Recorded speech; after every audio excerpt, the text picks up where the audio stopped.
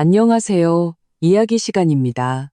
언제나 편애가 심했던 시어머니께서 남편 이준호에게 우리가 대출금을 막다 갚은 유일한 차를 당장 남편의 남동생, 그러니까 시동생 이준영에게 명예 이전해주라고 당당하게 요구했을 때 저는 세상에서 가장 한심한 남자를 보고 있다고 생각했습니다. 이준호는 내내 침묵했고 결국 저의 차가운 시선 아래 우리 집 열쇠고리가 달린 자동차 키를 제 손으로 직접 건네주었습니다. 그 순간 제 마음은 잿더미가 되었습니다. 심지어 이혼 후 재산을 어떻게 분할할지 계산하기 시작했죠. 하지만 저는 전혀 예상하지 못했습니다. 불과 한 달 후 한밤중에 갑자기 찾아온 응급 상황이 지난 3년간 저와 한 침대에서 잠을 잤던 이 남자를 다시 보게 만들 줄은요. 그는 나약한 게 아니었습니다. 그는 제가 상상조차 할 수 없는 잔인할 정도로 치밀한 지혜로 거대한 판을 짜고 있었던 겁니다. 형수님, 너무 쪼잔하게 굴지 마세요. 겨우 차 한 대 가지고 우리 형도 가만히 있는데 여자가 왜 나서서 참견이에요? 식탁에서 시동생 이준영이 이쑤시개를 입에 물고 건들거리며 말했습니다. 그가 뱉은 말은 독이 묻은 바늘처럼 제 심장을 흔흔히 찔렀습니다. 저는 분노로 온몸이 떨렸고 가슴이 심하게 오르내렸습니다. 젓가락을 쥔 손은 너무 세게 힘을 주어 마디마디가 하얗게 변했습니다. 저는 맞은편에 앉은 이준호, 제 남편을 바라보았습니다. 그가 나서서 공정한 말을 해주길 바랐습니다. 이 차는 우리가 결혼 2년 차에 아끼고 아껴서 모은 전 재산을 털어 산 것이었습니다. 매달 할부금은 우리 둘이 함께 감당해왔습니다. 바로 지난달에 마지막 할부금을 막 갚았는데 이 차에는 우리의 3년간의 노력과 추억이 고스란히 담겨 있었습니다. 그런데 어떻게 준영의 입에서는 겨우 차 한 대라는 가벼운 것이 될 수 있단 말입니까? 하지만 이준호는 고개를 숙인 채 묵묵히 밥만 먹고 있었습니다. 마치 이 폭풍의 중심이 자신과는 아무 상관없다는 듯이 그의 침묵은 이준영의 도발보다 더 제 마음을 시리게 했습니다. 시어머니 김영자 여사께서 헛기침을 하시더니 느릿느릿 입을 열었습니다. 그 말투에는 거역할 수 없는 위험이 서려 있었습니다. 서연아, 이 일은 그냥 이렇게 정하자. 우리 준영이가 판교에 있는 그 대기업의 면접을 보러 가야 하는데 차가 없으면 되겠니? 웬 허름한 스쿠터나 타고 가면 첫인상부터 나빠질 텐데 그럼 취직이 되겠어? 그리고 너는 서울 시내에서 일하니까 매일 지옥철 타도 편하잖아. 준영이는 우리 이씨 집안의 미래를 위한 일이야. 형수로서 당연히 지지해야지. 저는 이 흑백을 전도하는 말에 기가 막혀 웃음이 나올 뻔했습니다. 저는 매일 출근하는데 편도 1시간 반이 걸립니다. 지하철에서 버스로 갈아타야 하고 여름에는 땀으로 범벅이 되고 겨울에는 손발이 꽁꽁 얼었습니다. 차가 생긴 후에야 겨우 사람답게 살 수 있게 된 겁니다. 그런데 25살이나 된 이준영은 직장을 10번도 넘게 바꿨고 한 번도 석 달을 넘긴 적이 없습니다. 매일 빈둥거리며 놀기만 하는데 이제 와서 될지 안 될지도 모르는 면접 하나 때문에 우리의 유일한 교통수단을 빼앗겠다고요? 어머님, 그건 옳지 않아요. 이 차는 저와 준호 씨가 함께 산 거예요. 집 대출, 차 할부 압박이 얼마나 큰지 어머님도 아시잖아요. 준영이는 면접 보러 갈 때 택시를 타거나 저희가 태워다 줘도 돼요. 차를 그냥 줘버리면 저희는 어떡하라고요? 저는 최대한 침착하게 말하려고 노력했지만 목소리의 떨림은 제 분노를 감추지 못했습니다. 뭐가 옳지 않아? 내가 말하는 게 가장 옳은 방법이야. 김 여사께서 젓가락을 식탁에 세게 내려놓으며 얼굴이 순식간에 굳어졌습니다. 내 것이 어디 있어? 우리 이씨 집안에 시집 왔으면 너도 이씨 집안 사람이야. 내 물건이 곧 우리 집안 물건이지. 이준호는 내 아들이고 걔 차를 동생에게 주는 건 하늘이 정한 이치야. 쯧쯧, 너 하는 꼴 좀 봐라. 조금도 대범하지 못하니 결혼 3년이 지나도록 배에 아무 소식이 없지. 이 악독한 저주는 순식간에 제 눈시울을 붉혔습니다. 결혼 후 업무 스트레스 때문에 제 몸이 줄곧 좋지 않아 아이 문제는 계속 미뤄왔습니다. 이것은 김 여사께서 저를 공격하는 가장 흔한 무기였습니다. 저는 억울한 마음에 이준호를 바라보았습니다. 그는 마침내 고개를 들었지만 시선을 피하며 저와 눈을 마주치지 못했습니다. 그의 입술이 움직였지만 결국 나온 말은 저를 완전히 절망하게 만들었습니다. 엄마, 그만하세요. 서연아, 그냥 준영이가 한동안 타개하자. 일자리 안정되면 그때 다시 얘기하고. 형, 들어봐. 뭘 한동안 타? 엄마 말은 아예 명예 이전을 해달라는 거잖아. 이준영이 벌떡 일어나 불만스럽게 소리쳤습니다. 김 여사께서 즉시 맞장구를 쳤습니다. 그래, 명예 이전에. 나중에 귀찮아질 일 없게. 너희 둘 어차피 차 한 대뿐이잖아. 나중에 새 차 살 거 아니냐. 이 낡은 차는 그냥 동생 줘라. 이준호, 너 내일 당장 가서 수속 밟아. 이준호의 고개는 더욱 깊이 숙여졌고 목소리는 모기 소리만큼 작아졌습니다. 네, 저는 제 귀를 의심했습니다. 그 한 글자는 두 자루의 비수가 되어 순식간에 저를 피투성이로 만들었습니다. 저는 눈앞에 이 세 명 제 법적인 가족들을 보았습니다. 한 명은 각박하고 편애가 심하고, 한 명은 어리석고 탐욕스러우며, 한 명은 나약하고 무능했습니다. 거대한 슬픔과 무력감이 저를 덮쳤습니다. 저는 더 이상 참지 못하고 벌떡 일어섰습니다. 의자가 너무 큰 동작에 뒤로 넘어져 날카로운 소리를 냈습니다. 세 쌍의 눈이 일제히 저를 향했습니다. 다 먹었어요. 저는 이 한마디를 남기고 이준호를 다시는 쳐다보지 않은 채 침실로 들어가 문을 세게 닫아버렸습니다. 문 밖에서는 김 여사의 저주 섞인 욕설과 이준영의 의기양양한 웃음소리가 들려왔습니다. 그리고 제 남편은 처음부터 끝까지 저를 위해 단 한마디도 하지 않았고 저를 위로하러 들어올 생각조차 없어 보였습니다. 저는 차가운 문의 등을 기댄 채 천천히 주저앉았습니다. 눈물이 소리 없이 흘러내렸습니다. 그날 밤 저는 눈을 뜬 채로 날이 새도록 뒤척였습니다. 머릿속에는 단 하나의 생각뿐이었습니다. 이 결혼 반드시 끝내야 한다. 다음 날 저와 이준호 사이에는 숨막히는 침묵이 흘렀습니다. 그는 평소처럼 일찍 일어나 주방에서 저를 위해 아침 식사를 준비했습니다. 따뜻한 두유의 향기와 계란, 프라이 냄새가 침실로 흘러들어왔습니다. 한때는 이것이 제가 느끼는 가장 행복한 일상의 풍경이었지만 지금은 그저 지독한 아이러니로 느껴질 뿐이었습니다. 저는 나가서 먹지 않았고 그와 한마디도 섞지 않았습니다. 제가 출근 준비를 마치고 나서려 할 때 그가 문 앞을 막아섰습니다. 손에는 보온병과 빵봉지를 들고 눈에는 애원하는 빛이 서려 있었습니다. 서연아, 뭐 좀 먹고 출근해. 오늘 기운 떨어졌어. 굶지 말고. 저는 그를 바라보았습니다.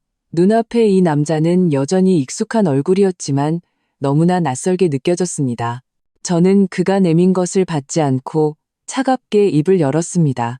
이준호 씨, 우리 얘기 좀 해요. 그의 몸이 잠시 굳어졌다가 이내 고개를 끄덕였습니다. 저는 심호흡을 하고 마음속으로 수없이 연습했던 그 말을 꺼냈습니다. 우리 이혼해요.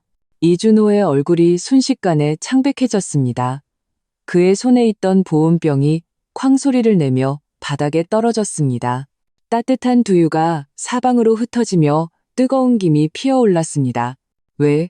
서연아, 차 때문이야? 화내지 마. 차 때문이 아니에요. 당신 때문이에요. 저는 그의 말을 끊었습니다. 나는 비바람을 막아줄 수 있는 남자와 결혼했다고 생각했어요. 그런데 이제 와 보니 집안의 모든 비바람은 당신이 몰고 온 거였어요. 당신 어머니와 동생이 나를 몇 번이고 괴롭힐 때 당신은 언제나 수수방관했죠.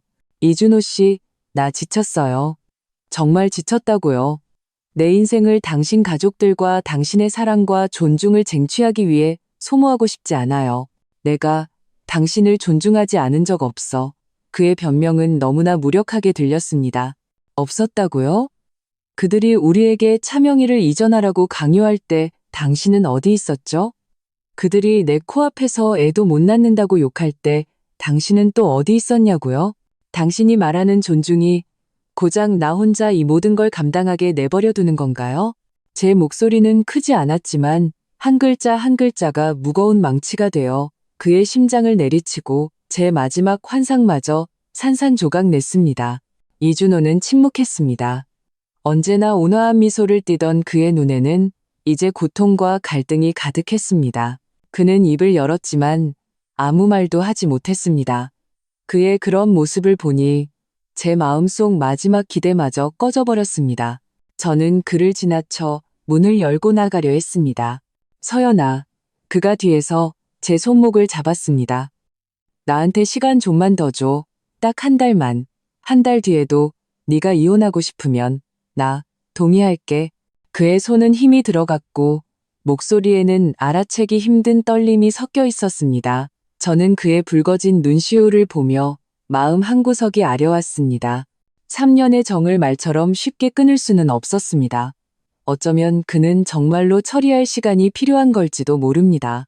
어쩌면 마지막 기회를 한 번 더 줘야 할지도 모릅니다. 저는 고개를 끄덕였습니다. 아무 말 없이 그의 손을 뿌리치고 뒤도 돌아보지 않은 채 깊어가는 가을의 찬바람 속으로 걸어 들어갔습니다. 차가 없어진 첫날, 저는 전례 없는 비참함을 맛봤습니다. 지각하지 않기 위해 평소보다 1시간 일찍 일어나야 했습니다. 새벽에 버스는 사람으로 가득 찬 깡통 같았고 저는 인파에 갇혀 숨쉬기조차 힘들었습니다. 버스에서 내려서도 회사까지 10분을 더 걸어야 했습니다. 차가운 바람이 불어오자 저는 몸을 떨었고 이준호에 대한 원망은 더욱 깊어졌습니다. 그 후로 저와 이준호는 기나긴 냉전에 들어갔습니다. 우리는 한 지붕 아래 살았지만 가장 익숙한 타인이 되었습니다. 그는 여전히 매일 아침을 준비해주고 밤에는 제가 퇴근하기를 기다렸지만 저는 그의 모든 호의를 무시했습니다. 저는 이혼 관련 법률 조항을 찾아보고 변호사 친구에게 재산분할 문제에 대해 상담하기 시작했습니다. 심지어 인터넷으로 살 집을 알아보기 시작했습니다. 저는 이런 방식으로 그에게 그리고 저 자신에게 제 결심이 충동적인 것이 아님을 보여주었습니다. 이준호도 이 현실을 받아들인 듯 했습니다. 그는 더 이상 변명하지 않고 이전보다 더욱 말이 없어졌습니다. 그는 잦은 야근을 시작했고 때로는 제가 잠든 후에도 돌아오지 않았습니다. 제가 깨면 그는 이미 출근한 후였습니다. 우리 사이의 대화는 나 야근이라 저녁 못 먹어와 알았어 같은 무미건조한 카카오톡 메시지 몇 마디가 전부였습니다. 그동안 시어머니와 시동생은 의기양양했습니다. 이준영은 우리 차를 몰고 사방팔방을 돌아다녔습니다. 오늘은 친구들과 드라이브를 가고 내일은 새로 사귄 여자친구를 데리러 갔습니다.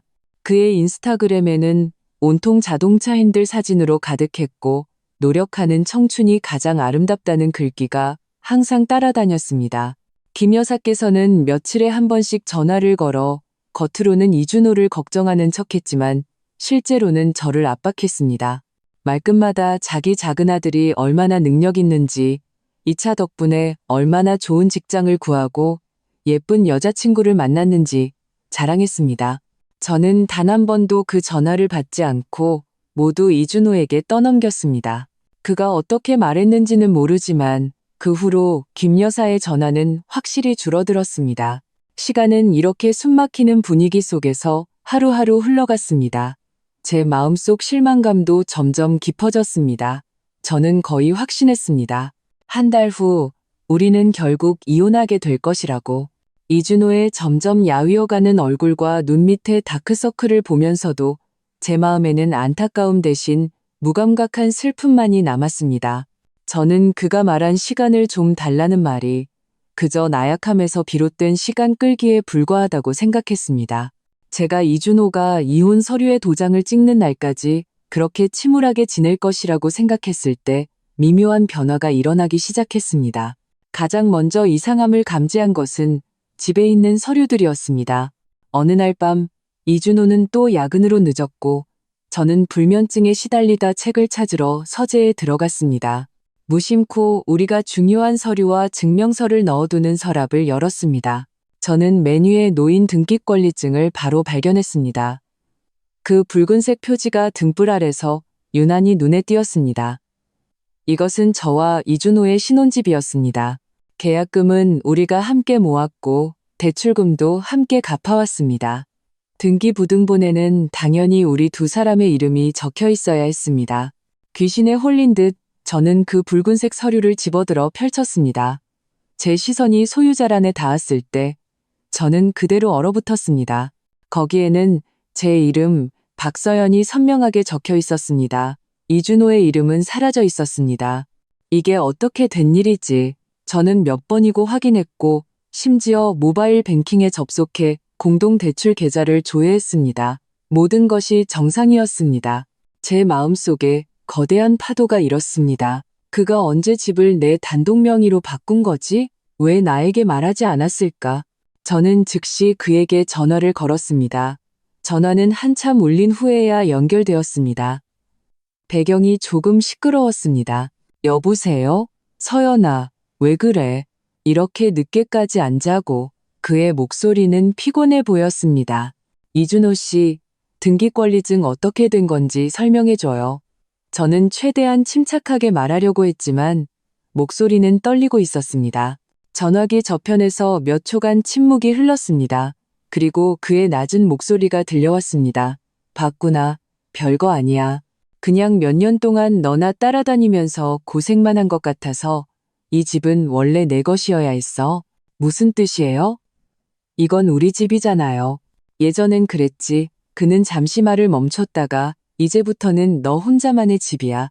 서연아, 우리가 앞으로 어떻게 되든 네가 최소한의 보장은 있었으면 좋겠어 라고 말했습니다.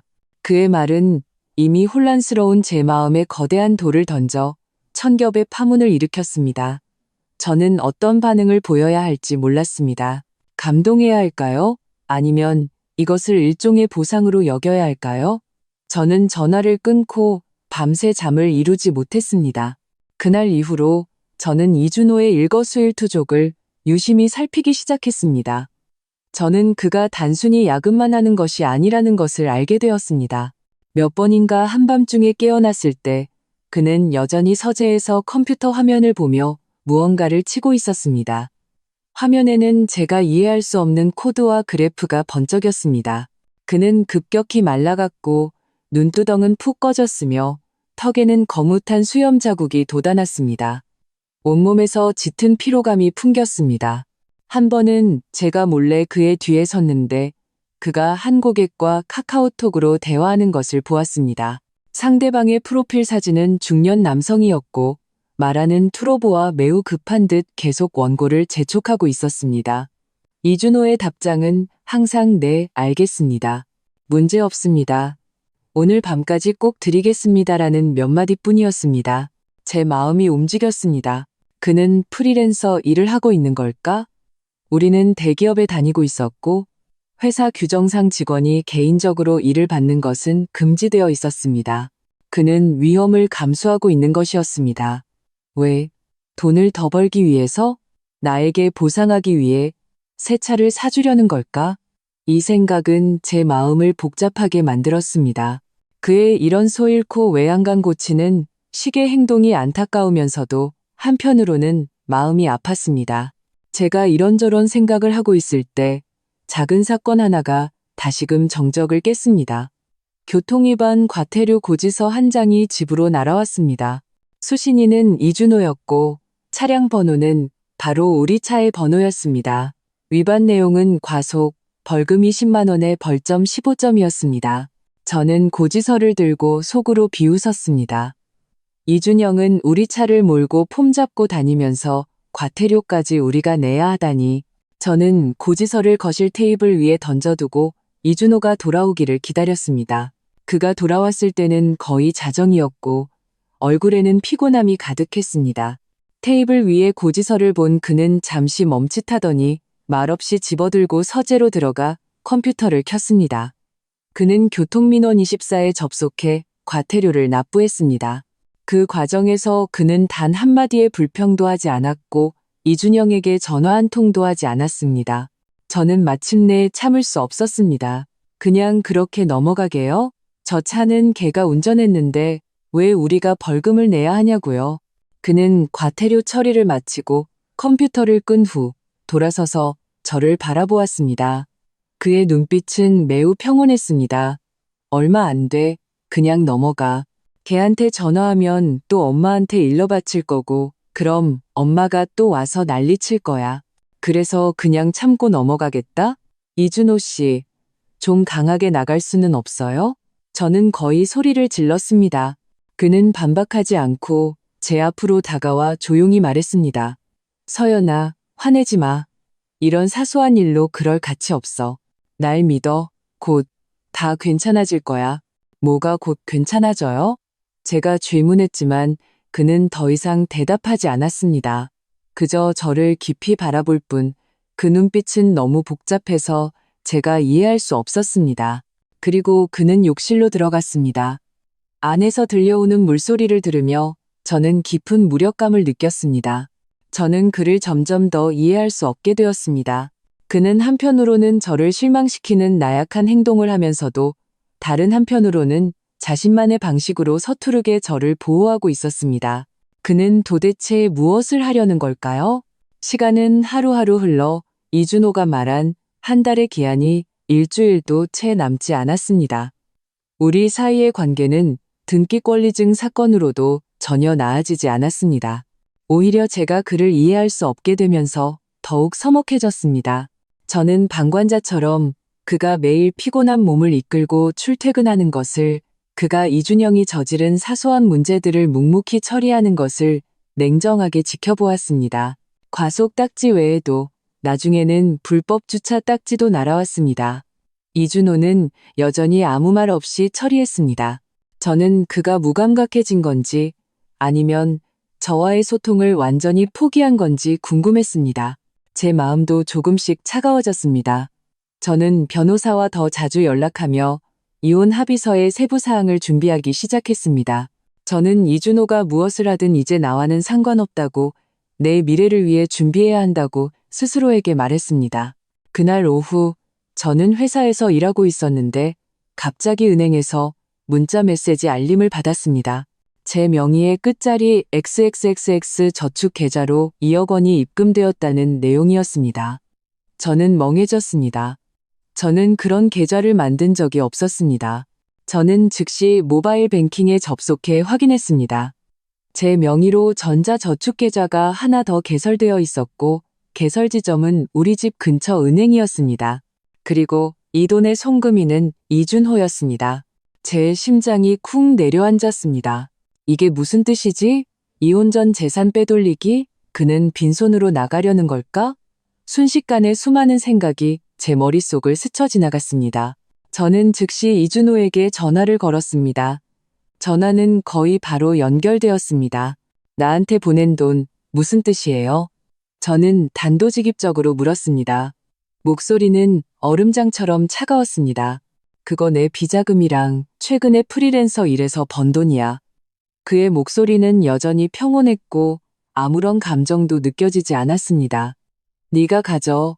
비밀번호는 내 생일이야. 앞으로 사고 싶은 거 있으면 뭐든지 사. 스스로에게 인색하게 굴지 말고. 이준호 씨, 저는 목소리를 높였습니다. 도대체 뭘 하려는 거예요? 돈으로 모든 걸 메울 수 있다고 생각해요? 집이랑 돈을 다 나한테 주면 내가 당신을 용서할 거라고 생각하냐고요? 날 어떤 사람으로 보는 거예요? 그런 거 아니야. 그의 목소리에 마침내 약간의 동요가 있었습니다. 서연아, 난 그냥 네가 알았으면 했어. 무슨 일이 일어나든 내가 할 수 있는 모든 걸 다해서 널 지킬 거라는 걸. 이 모든 건 원래 내 것이어야 했어. 당신 보호 따위 필요 없어요. 저는 거의 히스테릭하게 소리쳤습니다. 내가 필요한 건 나와 나란히 설 수 있는 남편이지 뒤에 숨어서 돈으로 문제를 해결하려는 겁쟁이가 아니라고요. 소리치고 나서 저는 전화를 세게 끊어버렸습니다. 저는 사무실 책상에 엎드려 어깨를 주체할 수 없이 떨었습니다. 저는 그가 미웠습니다. 그의 나약함이, 그의 침묵이, 그리고 이런 독선적인 보상 방식이 미웠습니다. 그는 제가 그의 돈과 집을 탐내는 줄 아는 걸까요? 그는 저를 전혀 이해하지 못했습니다. 그날 밤 이준호는 집에 돌아오지 않았습니다. 그는 오늘 회사에서 밤새워야 해. 일찍 자라는 메시지만 보냈습니다. 저는 답장하지 않았습니다. 저는 텅 빈 큰 침대에 혼자 누워 천장을 바라보며 처음으로 생각에 잠겼습니다. 내가 정말 그를 오해한 걸까? 정말로 나약하고 무능한 남자라면 곧 이혼할 아내에게 집과 모든 저축을 줄 수 있을까? 정말로 신경 쓰지 않는다면 왜 목숨 걸고 프리랜서 일을 해서 돈을 벌었을까? 그가 한 모든 일은 마치 저를 위해 뒷길을 마련해주는 하나의 목적을 가리키는 것 같았습니다. 그런데 왜 우리 사이에 도대체 무슨 문제가 생겨서 그가 이런 방식으로만 해결할 수 있다고 생각하게 된 걸까? 바로 그때 시어머니 김 여사의 전화가 때 아닌 시간에 걸려왔습니다. 차 문제 이후로 저는 그녀의 전화를 받은 적이 없었습니다. 이번에는 잠시 망설이다가 결국 받았습니다. 여보세요? 서연이냐, 아직 안 잤니? 김 여사의 목소리에는 가식적인 다정함이 배어 있었습니다. 무슨 일이세요? 제 목소리는 얼음처럼 차가웠습니다. 아이, 별일 아니야. 그냥 우리 준영이가 말이야. 요즘 여자친구를 사귀는데 그 아가씨 집안이 꽤 괜찮아. 근데 좀 까다로워서 준영이가 차 몰고 데이트도 하고 그러려면 기름값, 유지비, 주차비, 돈 들어갈 데가 한두 군데가 아니잖아. 걔가 이제 막 일 시작해서 돈도 별로 없는데 네가 준호한테 말 좀 해서 매달 준영이한테 차량 유지비로 200만 원씩만 더 주라고 해라. 저는 제 귀를 의심했습니다. 그들은 우리 차를 빼앗아간 것도 모자라 이제는 우리가 그 차를 유지하는 비용까지 대라고요? 세상에 이렇게 뻔뻔한 사람들이 있을 수 있다니. 어머님, 뭔가 착각하신 것 같은데요. 차는 이미 준영이 것이 됐어요. 유지비를 왜 저희가 내야 하죠? 왜 너희가 내면 안 돼? 그 차 원래 준호가 산 거잖아. 형이 동생 좀 도와주는 게 당연한 거 아니니? 그리고 너희 둘 월급도 높은데 그 200만 원 없다고 큰일 나? 준영이가 이 여자친구랑 결혼하면 우리 씨 집안 체면도 서고 좋잖아. 김 여사께서는 너무나 당당하게 말했습니다. 저는 분노로 온몸이 떨리며 이 사이로 한 글자 한 글자 내뱉었습니다. 잘 들으세요. 단 한 푼도 못 드려요. 다시 한번 이런 무리한 요구를 하시면 저도 가만히 있지 않을 거예요. 말을 마치고 저는 바로 전화를 끊고 김 여사의 번호를 차단했습니다. 저는 침대 머리맡에 기대어 거친 숨을 몰아쉬었습니다. 저는 갑자기 깨달았습니다. 이준호의 침묵은 나약함이 아니라 일종의 절망이었을지도 모른다는 것을. 이렇게 이치에 맞지 않는 가족을 상대로는 어떤 다툼이나 저항도 무력하게 느껴졌을 겁니다. 그는 아마 지치고 질려서 가장 극단적인 방식으로 이 모든 것을 끊어내려고 선택했을 겁니다. 시간은 마침내 한 달 기한의 마지막 날에 이르렀습니다. 그날 밤 창밖에는 부슬부슬 비가 내렸고 날씨는 몹시 쌀쌀했습니다. 이준호는 여전히 제 시간에 돌아오지 않았습니다. 제가 카톡을 보내자 그는 바빠라는 두 글자만 보냈습니다. 저는 혼자 냉동 만두를 끓여 먹었습니다. 맛을 전혀 느낄 수 없었습니다. 그리고 소파에 웅크려 쿠션을 껴안고 벽시계의 초침이 한 칸 한 칸 움직이는 것을 바라보았습니다. 제 마음은 텅 비어 있었습니다. 내일 나는 어떻게 해야 할까? 정말로 그와 구청에 가야 할까? 집과 차, 돈을 모두 나에게 밀어준 그 남자를 나는 정말 그렇게 단호하게 떠날 수 있을까? 제가 이런저런 생각을 하고 있을 때 제 휴대폰이 갑자기 울렸습니다. 날카로운 벨소리가 고요한 거실에서 유난히 귀에 거슬렸습니다. 들어보니 모르는 번호였습니다. 저는 망설이다가 받았습니다. 여보세요? 서연이니? 전화기 저편에서 약하고 다급한 목소리가 들려왔습니다. 시어머니 김 여사였습니다. 그녀의 목소리에는 울음기와 뚜렷한 고통이 섞여 있었습니다. 나, 배가 너무 아파. 죽을 것 같아. 준호는? 빨리 준호더러 와서 병원에 데려다 달라고 해줘. 나 진짜 죽을 것 같아. 저는 깜짝 놀라 즉시 몸을 일으켰습니다. 어머님, 왜 그러세요? 어디 계세요? 집이야. 배 오른쪽이 칼로 찌르는 것처럼. 아이고, 아파 죽겠네. 내가 준호한테 전화를 했는데 왜 안 받는 거야? 빨리 좀 오라고 해줘. 그녀의 목소리는 고통 때문에 끊어지고 공포와 절망으로 가득했습니다. 맹장염. 제 머릿속에 즉시 이 단어가 스쳐 지나갔습니다. 어머님, 진정하시고 제가 바로 준호 씨한테 전화할게요. 저는 전화를 끊고 즉시 이준호의 번호를 눌렀습니다. 이번에는 전화가 한참 울렸습니다. 그가 받지 않을 것이라고 생각했을 때 마침내 연결되었습니다. 여보세요? 서연아. 그의 목소리는 이전보다 훨씬 더 피곤하게 들렸습니다. 배경에서는 키보드 치는 소리가 들렸습니다. 이준호 씨, 어머님한테 무슨 일 생겼어요? 배가 너무 아프시다고. 아마 급성 맹장염인 것 같아요. 빨리 와서 병원에 모시고 가야 해요. 저는 다급하게 말했습니다. 전화기 저편에서 예상했던 당황스러움은 없었습니다. 이준호는 몇 초간 침묵했고 키보드 소리도 멈췄습니다. 그리고 저는 평생 잊을 수 없는 냉정하다 못해 냉혹하기까지 한 목소리를 들었습니다. 엄마가 배가 아프시다고? 급성 맹장염? 그의 말투는 마치 오늘 날씨를 얘기하는 것처럼 평온했습니다. 네, 빨리 와야 해요. 사람 목숨이 달린 일이라고요. 저는 급해서 울음이 터질 뻔했습니다. 그러나 이준호가 이어서 한 말은 저를 그 자리에 얼어붙게 만들었습니다. 그는 느리고 명확한 어조로 말했습니다. 어머니, 당황하지 마세요. 차는요. 차는 준영이한테 있잖아요. 걔더러 병원에 모셔다 달라고 하세요. 걔가 운전하면 10분이면 갈 텐데요. 저는 집에서 멀고 지금 비도 오는데 택시 잡아서 가다가 길 막히면 얼마나 걸릴지 몰라요. 그 병은 지체하면 안 되잖아요. 어서 동생한테 전화하세요. 그게 제일 빠른 방법이에요. 이 말을 마치고 제가 어떤 반응을 보이기도 전에 전화기 저편에서는 더 급한 키보드 소리가 들려왔습니다. 그는 다시 일에 몰두하는 듯했습니다. 저는 휴대폰을 쥔 채 소파에 멍하니 앉아 있었습니다. 머릿속이 하얘졌습니다. 저는 방금 그가 한 말을 곱씹어 보았습니다. 한 글자 한 글자가 마치 총알처럼 제 생각의 관역을 정확히 꿰뚫었습니다. 냉정하고 이성적이며 심지어는 알아채기 힘든 계산까지 깔려 있었습니다. 그는 거절하지 않았습니다. 하지만 그는 모든 책임을 깨끗하게 떠넘겼습니다.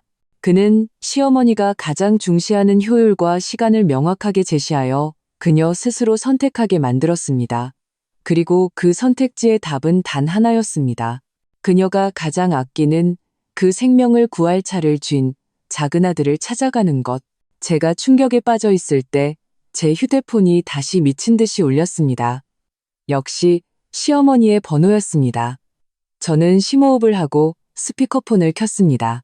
김 여사의 울음 섞인 극심한 고통으로 변조된 목소리가 즉시 소화기에서 터져 나왔습니다. 이준호, 그 짐승 같은 놈. 그놈이 나더러 준영이를 찾으래. 그런데 준영이가 전화를 안 받아. 휴대폰이 꺼져 있어. 아이고, 아파 죽겠네. 서연아, 네가 빨리 와서 나 좀 병원에 데려다 줘. 내가 돈 줄게. 택시비 줄게. 휴대폰이 꺼져 있어라는 네 글자를 듣는 순간 저는 맹렬히 고개를 들어 벽시계를 보았습니다. 시침은 이미 자정을 가리키고 있었습니다. 제 머릿속에는 지난 한 달간 이준호의 모든 비정상적인 행동들이 순식간에 스쳐 지나갔습니다. 진명의 이전, 예금이체, 묵묵히 처리하던 과태료, 필사적으로 야근하며 돈을 벌던 모습, 그리고 방금 전 그 냉정하다 못해 무서운 전화통화까지 저 자신조차 놀랄 만큼 대담한 생각이 불현듯 떠올랐습니다. 이 모든 것이 그가 계획한 것이었을까? 그는 이런 날이 올 것을 이미 예상하고 있었던 걸까? 그는 나약한 게 아니었다. 그는 기다리고 있었던 것이다. 가장 치명적인 일격을 가할 최적의 시기를. 저는 휴대폰 화면에 깜빡이는 시어머니의 이름을 보며 더 이상 이전과 같은 초조함을 느끼지 않았습니다. 저는 이준호의 말투를 흉내내며 최대한 제 목소리가 어쩔 수 없다는 듯 걱정스럽게 들리도록 노력했습니다. 어머님, 진정하세요. 준호 씨도 어머님을 위해서 그런 거예요. 준영이가 운전하는 게 확실히 빠르잖아요. 계속 전화해보세요. 어쩌면 그냥 배터리가 없어서 꺼진 걸 수도 있으니까 곧 켤지도 몰라요. 저도 어머님 댁에서 멀고 택시 타고 가도 늦을 텐데 혹시라도 어머님 병세가 악화되면 제가 그 책임을 어떻게 감당하겠어요? 전화기 저편에서는 김 여사가 고통과 분노로 내지르는 마치 갇힌 짐승 같은 신음소리가 들려왔습니다. 저는 냉정하게 전화를 끊고 천천히 일어나 창가로 걸어갔습니다. 빗물에 씻겨 흐릿해진 도시의 야경을 바라보며 저는 마침내 깨달았습니다. 제가 결혼한 남자가 도대체 어떤 사람인지를. 거실은 죽음과 같은 정적이 흘렀습니다. 오직 벽시계의 째깍거리는 소리와 창밖에 점점 거세지는 빗소리뿐이었습니다. 하지만 제 심장은 미친 듯이 뛰고 있었습니다. 이준호의 계획은 거대한 그물과 같았고 이제야 제 앞에서 서서히 펼쳐지고 있었습니다. 그 치밀함과 잔혹함은 저를 소름돋게 했습니다. 저는 그가 불공평함 앞에서 물러서기만 하는 겁쟁이라고 생각했습니다. 그러나 그는 인내하고 숨을 줄 아는 늑대였습니다. 움직이지 않을 뿐 한 번 움직이면 바로 급소를 노리는. 제가 멍하니 서 있을 때 휴대폰이 다시 울렸습니다. 이번에는 이준호의 고모였습니다. 전화를 받자마자 고모의 큰 목소리가 터져 나왔습니다. 서연아, 너랑 준호 어떻게 된 거야? 시어머니가 아파 죽겠다는데 어떻게 그냥 내버려 둘 수가 있어? 준호 친엄마잖아. 너희들 천벌 받으려고 그래? 분명히 우리에게 도움을 청하는데 실패한 김 여사께서는 이미 여러 친척들에게 구조 요청을 시작했고 예상대로 우리를 2명의 불효자로 몰아가고 있었습니다. 예전 같았으면 저는 당황하며 해명하거나 심지어 이런 비난에 죄책감을 느꼈을지도 모릅니다. 하지만 지금 제 마음은 놀랍도록 평온했습니다. 저는 휴대폰을 쥔 채 소파에 앉아 차분한 목소리로 대답했습니다. 고모님, 진정하세요. 저희가 그냥 내버려 두는 게 아니에요. 저희도 속이 타들어가요. 어머님 상태는 최대한 빨리 병원에 가야 하잖아요. 저희 집 유일한 차는 고모님도 아시겠지만 한 달 전에 어머님이 준영이한테 명예 이전해 주라고 하셨어요. 준영이는 집에서 가깝고 운전하면 15분이면 병원에 도착해요. 저희는 멀리 살고 지금 밖에는 비도 많이 오는데 택시 타고 가면 1시간도 더 걸려요. 저희가 어머님 병세를 악화시킬까봐 걱정돼서 그런 거예요. 저희도 계속 준영이한테 전화하고 있는데 휴대폰이 계속 꺼져 있어서 저희도 어쩔 수가 없어요. 제 말은 빈틈이 없었습니다. 우리의 효심과 초조함을 표현하면서도 병원에 모시고 가는 가장 중요한 임무를 합리적으로 이준영에게 고정시켰습니다. 고모는 제 말에 막혀 한동안 말을 잇지 못하다가 결국 마지못해 말했습니다. 그래도 너희도 빨리 방법을 찾아봐야지. 그냥 눈 뜨고 보고만 있을 순 없잖아. 저희도 생각하고 있어요. 저는 즉시 말을 받았습니다. 제가 방금 119에 전화했어요. 그런데 상담원이 지금은 심야에 비까지 와서 출동이 많다고 구급차가 도착하려면 30분에서 40분은 걸릴 거라고 하더라고요. 그래서 가장 빠른 방법은 역시 준영이를 찾는 거예요. 전화를 끊고 저는 긴 한숨을 내쉬었습니다. 제가 언젠가 이렇게 조리있고 명확하게 이 막무가내인 친척들과 맞설 수 있게 될 줄은 몰랐습니다. 이준호, 오늘 밤 그의 전화 한 통이 저에게 용기와 방향을 제시해 주었습니다. 이어서 큰아버지, 작은아버지의 전화가 번갈아 쏟아졌습니다. 말은 모두 고모와 비슷했습니다. 저는 방금 했던 말을 기계처럼 반복했습니다. 점차 친척들의 비난은 잦아들었고 전화의 요점은 너희는 왜 가만히 있냐에서 이준영 그 자식은 어디 간 거야? 로 바뀌었습니다. 여론의 방향은 자신도 모르는 사이에 완전히 바뀌어 있었습니다. 약 30분 후 이준호가 돌아왔습니다. 그는 온몸이 흠뻑 젖었고 머리카락에서 떨어진 물방울이 뺨을 타고 흘러내렸습니다. 얼굴은 창백했지만 입술은 굳게 다물고 있었습니다. 그는 문을 들어서자마자 소파에 앉아 복잡한 눈빛으로 자신을 바라보는 저를 보았습니다. 당신. 제가 막 입을 열려는데 그가 저에게 조용히 하라는 손짓을 했습니다. 그리고 제 옆으로 와서 제 휴대폰을 가져가 바로 전원을 꺼버렸습니다. 이제 그 사람들 전화 안 받아도 돼. 그가 말했습니다. 내가 구급차 불렀고 경찰에도 신고했어. 집에 노인이 갑자기 아픈데 유일한 보호자 중 한 명인 이준영과 연락이 닿지 않는다고. 저는 숨을 들이마셨습니다. 경찰에 신고까지 하다니 그는 경찰에까지 신고했습니다. 이것은 더 이상 가정 내부의 문제가 아니었습니다. 그는 이 일을 완전히 크게 만들 작정이었습니다. 이준호 씨, 당신, 서연아. 그가 제 말을 끊었습니다. 깊은 눈으로 저를 뚫어지게 바라보았습니다. 그 안에는 제가 본 적 없는 복잡한 감정들이 들끓고 있었습니다. 기억나? 나한테 한 달만 시간을 달라고 했던 거. 나는 그 한 달 동안 야근하고 프리랜서 일해서 집을 내 명의로 바꾸고 돈을 내 통장에 넣어뒀어. 바로 오늘을 위해서 나는 너에게 뒷길을 마련해주고 있었던 거야. 그리고 나 자신에게도. 왜냐하면 내가 이 결정을 내렸을 때 우리 집 그 친척들 눈에 나는 육친도 모르는 개자식이 될 거라는 걸 알았으니까 너까지 끌어들이고 싶지 않았어. 그의 목소리는 쉬어 있었지만 전례 없는 확고함이 담겨 있었습니다. 나는 이제 진절머리가 나. 엄마의 편애도, 동생의 뻔뻔함도, 그리고 나 자신의 무능함도 싸우고 이치를 따져봐야 소용없어. 그들을 상대하려면 그들 자신의 논리로 그들을 무너뜨려야 해. 그들이 가장 중시하는 게 뭐야? 그럼 나는 그들이 가장 중시하는 것에서 가장 처참하게 넘어지게 만들 거야. 그는 잠시 말을 멈추고 손으로 얼굴에 빗물을 닦아내며 계속 말했습니다. 엄마가 작은 아들을 가장 아낀다고? 작은 아들만이 자신의 의지처라고 생각한다고? 그럼 나는 엄마가 가장 의지처가 필요할 때 똑똑히 보게 해줄 거야. 자신이 자랑스러워하는 그 의지처가 도대체 어떤 인간인지. 저는 눈앞에 남자를 보았습니다. 피곤하고 초라했지만 마치 모든 족쇄를 끊어낸 사자 같았습니다. 제 마음속의 원망, 억울함, 이해할 수 없었던 모든 감정들이 이 순간 연기처럼 사라졌습니다. 저는 손을 뻗어 그를 힘껏 껴안았습니다. 그의 몸은 차가웠고 미세하게 떨리고 있었습니다. 하지만 저는 그의 마음이 뜨겁다는 것을 알았습니다. 우리는 바로 병원으로 가지 않았습니다. 이준호는 구급차가 먼저 사람을 데려가고 여러 친척들이 병원에 도착하고 모든 사람의 시선이 이준영은 도대체 어디에 있는가에 집중될 때 우리가 등장해야 한다고 말했습니다.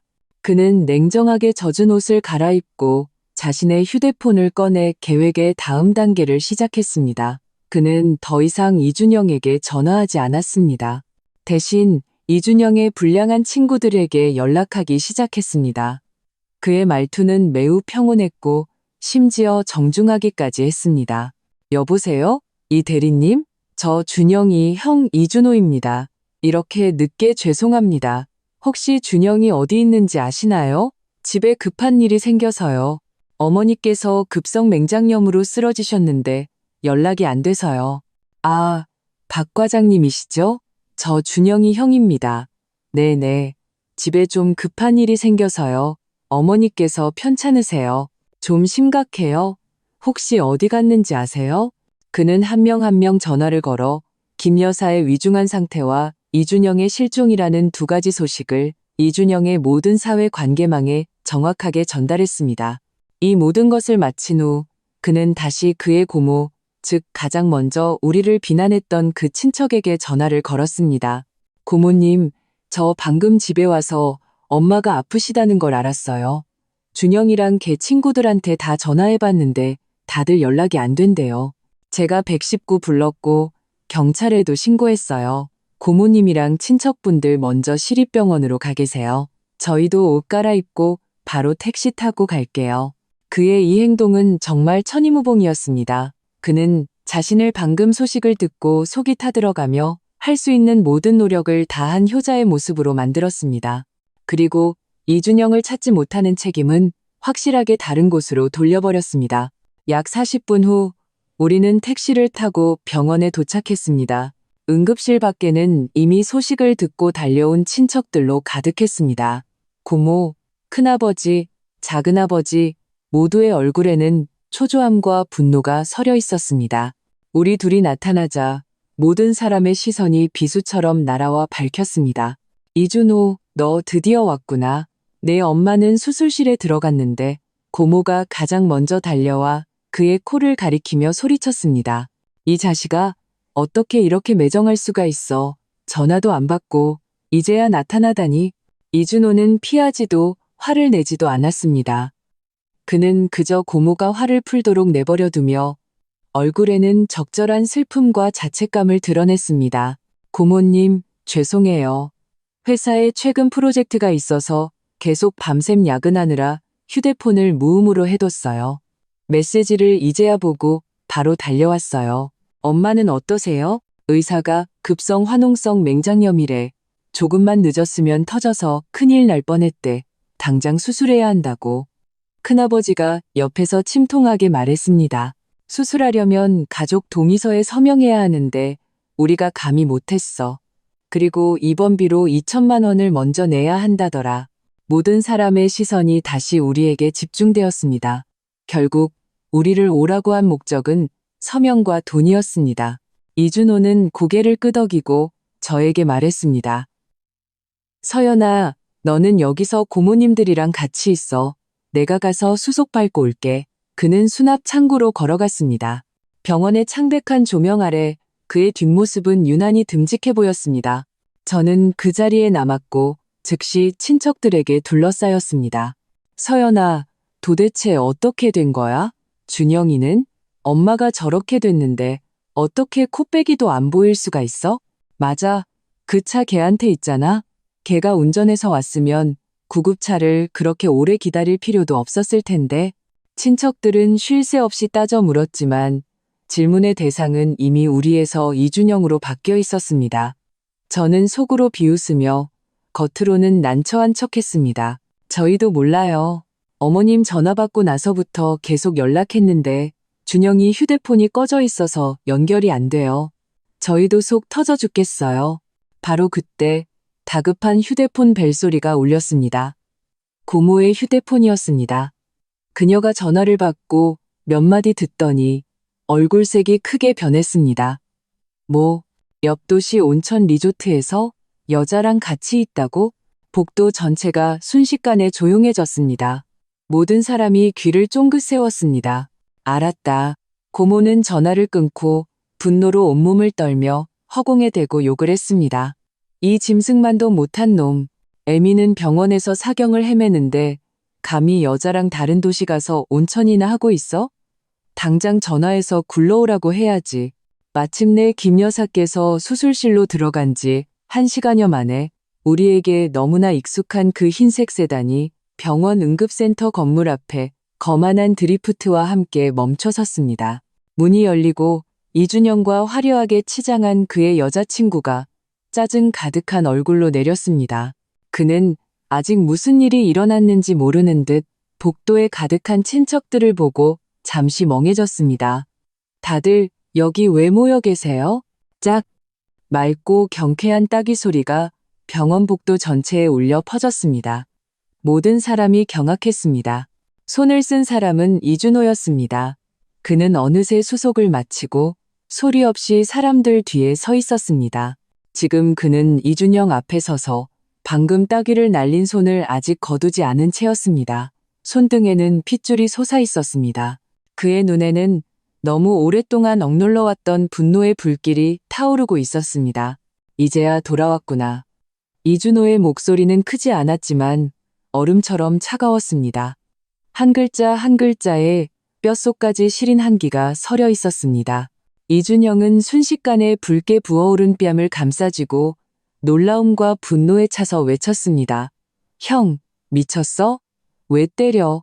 왜냐고? 이준호는 비웃으며 한 걸음 다가가 이준영의 멱살을 잡고 거의 들어 올렸습니다. 엄마는 수술실에 누워있는데 너는 밖에서 여자랑 희희낙낙하고 있었으니까 우리가 준 차를 가지고 엄마가 그 차로 목숨을 구해야 할 때 너는 휴대폰을 꺼놓고 사라졌으니까 내가 네 형이니까 오늘 내가 부모님을 대신해서 너 같은 철없는 짐승을 제대로 가르쳐주마. 이준호의 폭발은 모든 사람을 당황하게 했습니다. 모든 사람의 기억 속에서 그는 항상 온화하고 성격 좋으며 심지어는 약간 나약한 사람이었습니다. 누구도 그가 이렇게 격노하는 모습을 본 적이 없었습니다. 친척들은 겁에 질려 다가서지 못했고 이준영의 여자친구는 더욱 놀라 낯빛이 하얘지며 비명을 지르며 옆으로 피했습니다. 난 몰랐어. 이준영은 여전히 변명했습니다. 휴대폰 배터리가 없었다고. 그리고 엄마가 아프면 형이랑 형수가 모시고 오면 되잖아. 왜 굳이 나를 찾아? 우리가 모셔와? 이준호는 마치 세상에서 가장 큰 농담을 들은 듯 했습니다. 그는 이준영의 멱살을 놓고 주머니에서 방금 출력한 병원비 영수증을 꺼내 이준영의 얼굴에 던졌습니다. 이게 뭔지 봐. 수술비, 입원비, 2천만 원. 엄마는 지금 저 안에 누워 계시고 내가 서명했고 내가 돈을 냈어. 너는 어디 있었는데? 넌 우리 차를 몰고 우리가 너에게 벌어준 체면으로 놀러 다니면서 엄마가 너를 가장 필요로 할 때 넌 그림자도 안 보였어. 이준영은 그 영수증에 맞아 아무 말도 하지 못했습니다. 그리고 이것도. 이준호는 다시 휴대폰을 꺼내 그 몇 장의 위반 과태료 캡처 화면을 이준영의 눈앞에 들이댔습니다. 과속, 불법 주차, 신나게 몰고 다녔겠지. 과태료 고지서는 우리 집으로 오고 벌금은 내가 냈어. 내가 너한테 조심해서 운전하라고 전화했을 때 네가 뭐라고 했지? 형, 그만 좀 잔소리해. 여자처럼이라고 했지. 이준영, 네 양심에 손을 얹고 스스로에게 물어봐. 네가 아들 자격이 있냐? 동생 자격이 있냐고. 이준호는 한 글자 한 글자 힘있고 또렷하게 지난 한 달간 이준영이 저지른 모든 짓을 모든 친척 앞에서 낱낱이 밝혔습니다. 이준영의 얼굴은 붉어졌다가 하얘지고 다시 파랗게 변했습니다. 마지막에는 수치심에 고개를 숙였습니다. 원래 말리려던 친척들도 이제는 입을 다물었습니다. 그들은 넋이 나간 이준영과 눈앞에 완전히 다른 사람처럼 기세등등한 이준호를 번갈아 보며 복잡한 눈빛을 보냈습니다.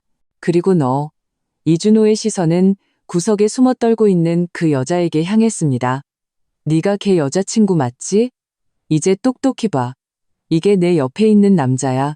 자기 친엄마의 생사도 돌보지 않는 사람이라고. 이런 사람이 너에게 어떤 미래를 줄 수 있을 것 같아? 그 여자의 얼굴은 순식간에 창백해졌습니다. 그녀는 초라한 이준영을 한번 보고 주위 친척들의 경멸적인 시선을 보더니 마침내 결심을 굳혔습니다. 그녀는 아무 말 없이 돌아서서 달려갔고 곧 복도 끝으로 사라졌습니다. 이준영은 여자친구가 떠나는 뒷모습을 보며 입을 열어 부르려 했지만 결국 아무 소리도 내지 못했습니다. 그는 마치 모든 기력을 잃은 듯 벽에 기대어 주저앉았습니다. 그때 수술실에 불이 꺼지고 의사가 걸어 나왔습니다. 마스크를 벗으며 말했습니다. 수술은 성공적이었습니다. 환자는 위험한 고비는 넘겼고 병실로 옮겼습니다. 가족분들 면회하셔도 됩니다. 모두가 안도의 한숨을 내쉬었습니다. 친척들은 병실로 우르르 몰려갔습니다. 아무도 더 이상 이준영을 쳐다보지 않았습니다. 이준호는 제 손을 잡고 사람들 맨 뒤를 따랐습니다. 그는 제 귀에 대고 속삭였습니다. 가자, 연극의 마지막 막을 보러. 김 여사께서는 병상에 누워 종이처럼 창백한 얼굴을 하고 있었습니다. 아직 마취가 완전히 풀리지 않아 힘겹게 눈을 뜨고 침대 주위를 둘러싼 친척들을 바라보았습니다. 그녀의 시선이 저와 이준호에게 닿았을 때 눈빛이 뚜렷하게 흔들렸습니다. 그리고 마지막으로 들어온 넋이 나간 이준영을 보았을 때 그 흐릿한 눈에 마침내 진정한 다급함이 서렸습니다. 준영아, 너 어디 갔었니? 그녀의 목소리는 거의 들리지 않을 정도로 미약했습니다. 이준영은 와 하고 울음을 터뜨리며 침대 옆으로 달려가 김 여사의 손을 잡았습니다. 엄마, 죄송해요. 엄마가 아프신 줄 몰랐어요. 제 휴대폰이 배터리가 없었어요. 그의 울음소리는 억울함과 후회로 가득했지만 방금 전에 소동을 겪은 후라 그의 연기는 사람들 눈에 유난히 서툴고 가소롭게 보였습니다. 아무도 그를 위로하지 않았습니다. 김 여사께서는 자신이 가장 아끼는 작은 아들을 보며 입술을 한참 떨었지만 한마디도 하지 못했습니다. 실망, 두려움, 그리고 약간의 원망이 그녀의 얼굴에 교차했습니다. 그녀는 누구보다 잘 알고 있었습니다. 만약 이준영과 연락이 닿았다면 자신이 그렇게 죽을 고비를 넘길 필요는 없었다는 것을. 바로 그때 이준호가 다가와 병원비 명세서 한 장을 김 여사의 침대 옆 탁자에 조용히 놓았습니다. 어머니, 푹 쉬세요. 수술비랑 입원비는 제가 일단 대신 냈어요. 여기 명세서예요. 한번 보세요. 그의 말투는 평온했습니다. 비난도 원망도 없었습니다. 하지만 이 평온함은 어떤 격한 말보다 더 큰 힘을 가졌습니다. 김 여사의 시선이 23, 700, 0원이라는 숫자에 닿자 동공이 급격히 수축했습니다. 그리고 이준호는 열쇠 꾸러미 하나를 더 꺼내 명세서 옆에 놓았습니다. 그 차의 열쇠였습니다. 이 차 이준호는 이준영을 보며 한 글자 한 글자 또렷하게 말했습니다. 처음에 네가 울고불고 엄마한테 달라고 졸랐지. 엄마도 너 때문에 우리한테 명예 이전을 강요하셨고 이제 엄마는 너한테 이 차를 주려다가 목숨을 잃을 뻔했어. 이준영, 너도 이제 어른이야. 내 행동에 책임을 져야지. 이 병원비는 네가 내는 게 맞아. 내가 무슨 돈이 있어서. 이준영은 무의식적으로 반박했습니다. 차를 팔면 되잖아. 이준호의 말투는 단호했습니다. 이 차 중고시장에 내놓으면 아직 1억은 넘게 받을 수 있어. 그거 팔면 엄마 입원 병원비랑 나중에 요양비까지 충분히 낼 수 있어. 남는 돈은 네가 가져. 이제부터 내 일은 네가 알아서 해결해. 이준호의 말은 병실에 천둥처럼 울려 퍼졌습니다. 이준영에게 차를 팔라니 그건 그의 목숨을 내놓으라는 것과 같았습니다. 안 돼, 안 팔아. 이준영은 즉시 비명을 질렀습니다. 형, 이럴 순 없어. 이 차는 엄마가 나한테 준 거란 말이야. 내가 너한테 준 거라고? 김 여사의 허약한 목소리가 갑자기 들려왔습니다. 그녀는 몸을 일으키려 했으며 믿을 수 없다는 듯 자신의 작은 아들을 바라보았습니다. 내가 여기 이렇게 누워있는데 너는 아직도 내 차 생각만 하니? 엄마? 그게 아니고요. 이준영은 당황했습니다. 이준호는 더 이상 그를 상대하지 않고 모든 친척을 향해 몸을 돌려 가볍게 고개를 숙였습니다. 큰아버지, 작은아버지, 고모님들, 오늘 다들 고생 많으셨습니다. 어머니는 저와 서연이가 돌보면 됩니다. 그리고 제 동생은 어머니 병원비 문제를 잘 처리할 거라고 믿습니다. 어쨌든 엄마가 가장 사랑하는 아들이니까요. 그는 말을 마치고 제 손을 잡고 병실을 나섰습니다. 뒤에서 들려오는 이준영의 울부짖음과 김 여사의 한숨 소리를 모두 문 뒤에 가두었습니다. 병원을 나서자 밖의 비는 이미 그쳐 있었습니다. 공기는 맑았고 흙냄새가 섞여 있었습니다. 저는 옆에 있는 이준호를 바라보았습니다. 가로등이 그의 그림자를 길게 늘어뜨리고 있었습니다. 제가 조용히 물었습니다. 정말 저렇게 차를 줘버리는 거예요? 이준호는 웃었습니다. 그 웃음에는 안도감이 묻어 있었습니다. 준 게 아니야. 나는 뜨거운 감자, 영원히 채울 수 없는 욕망 덩어리를 완전히 걔한테 떠넘긴 거야. 믿기지 않겠지만 오늘부터 우리 집은 정말로 평온해질 거야. 저는 그를 보며 진심으로 웃었습니다. 그렇다. 평온해졌다. 그는 치밀하게 계획한 한 판의 게임으로 시어머니와 시동생에게 가장 깊은 교훈을 주었을 뿐만 아니라 우리 미래의 삶에서 모든 장애물을 완전히 제거해 주었다. 그 퇴원 후 우리 집의 삶은 천지개벽 수준으로 변했습니다. 이준영은 결국 차를 팔았습니다. 모든 친척의 도덕적 압박과 김 여사의 눈물 공세에 그는 그렇게 할 수밖에 없었습니다. 차를 판 돈으로 모든 병원비를 내고도 몇 천만 원이 남았습니다. 이준호는 단 한 푼도 받지 않고 모두 그에게 주었습니다. 차가 없어지고 여자친구도 떠나자 이준영은 서리 맞은 가지처럼 한동안 풀이 죽어 지냈습니다. 가족들의 성화에 그는 마침내 제대로 된 영업직을 구했습니다. 매일 버스를 타고 출퇴근하며 비로소 삶의 고단함을 깨닫기 시작했습니다. 그와 우리 사이의 연락도 거의 끊겼습니다. 명절 외에는 거의 왕래가 없었습니다. 그리고 시어머니 김 여사께서는 다른 사람이 된 것 같았습니다. 저에 대한 태도가 예전에 사사건건 트집 잡던 것에서 조심스럽고 심지어는 약간 비위를 맞추는 듯한 태도로 변했습니다. 그는 더 이상 우리에게 아이를 낳으라고 재촉하지 않았고 우리 삶에 이래라 저래라 간섭하지 않았습니다. 그는 저를 우리 작은 가정을 존중하는 법을 배우기 시작했습니다. 때로는 국을 끓여 우리 집에 가져다 주시고는 잠시 앉아 있다가 별말 없이 가시곤 했습니다. 저는 그 수술이 그녀에게 말년의 진정으로 의지할 사람이 누구인지를 철저히 깨닫게 해주었다는 것을 알았습니다. 저와 이준호의 관계도 전례 없이 좋아졌습니다. 이 풍파를 겪고 나서야 저는 그의 침묵 뒤에 숨겨진 깊고 강인한 내면을 진정으로 이해하게 되었습니다. 그는 나약한 것이 아니었습니다. 그는 그저 자신만의 방식으로 지키고 싶은 모든 것을 지키고 있었던 것입니다. 그는 제 명의로 돌려주었던 집을 다시 자신의 이름을 추가했습니다. 그는 말했습니다. 예전에는 네가 보장받지 못할까봐 두려웠어. 이제는 온 세상이 알았으면 좋겠어. 네가 이준호의 아내라는 걸. 나의 모든 것을 너와 함께 나눌 거야. 그가 저에게 이체했던 돈은 우리가 함께 인출해서 몇 년간 모은 저축과 합쳐 새로운 SUV를 샀습니다. 차를 출고하던 날, 날씨는 정말 좋았습니다. 우리는 새 차를 몰고 넓은 도로를 달렸습니다. 햇살이 창문을 통해 우리 신상에 쏟아져 따뜻했습니다. 저는 고개를 돌려 운전하는 이준호를 바라보았습니다. 햇빛 아래 그의 옆모습은 유난히 멋있었습니다. 그는 제 시선을 느끼고 고개를 돌려 저에게 미소를 지어주더니 오른손을 뻗어 제 손을 꽉 잡았습니다.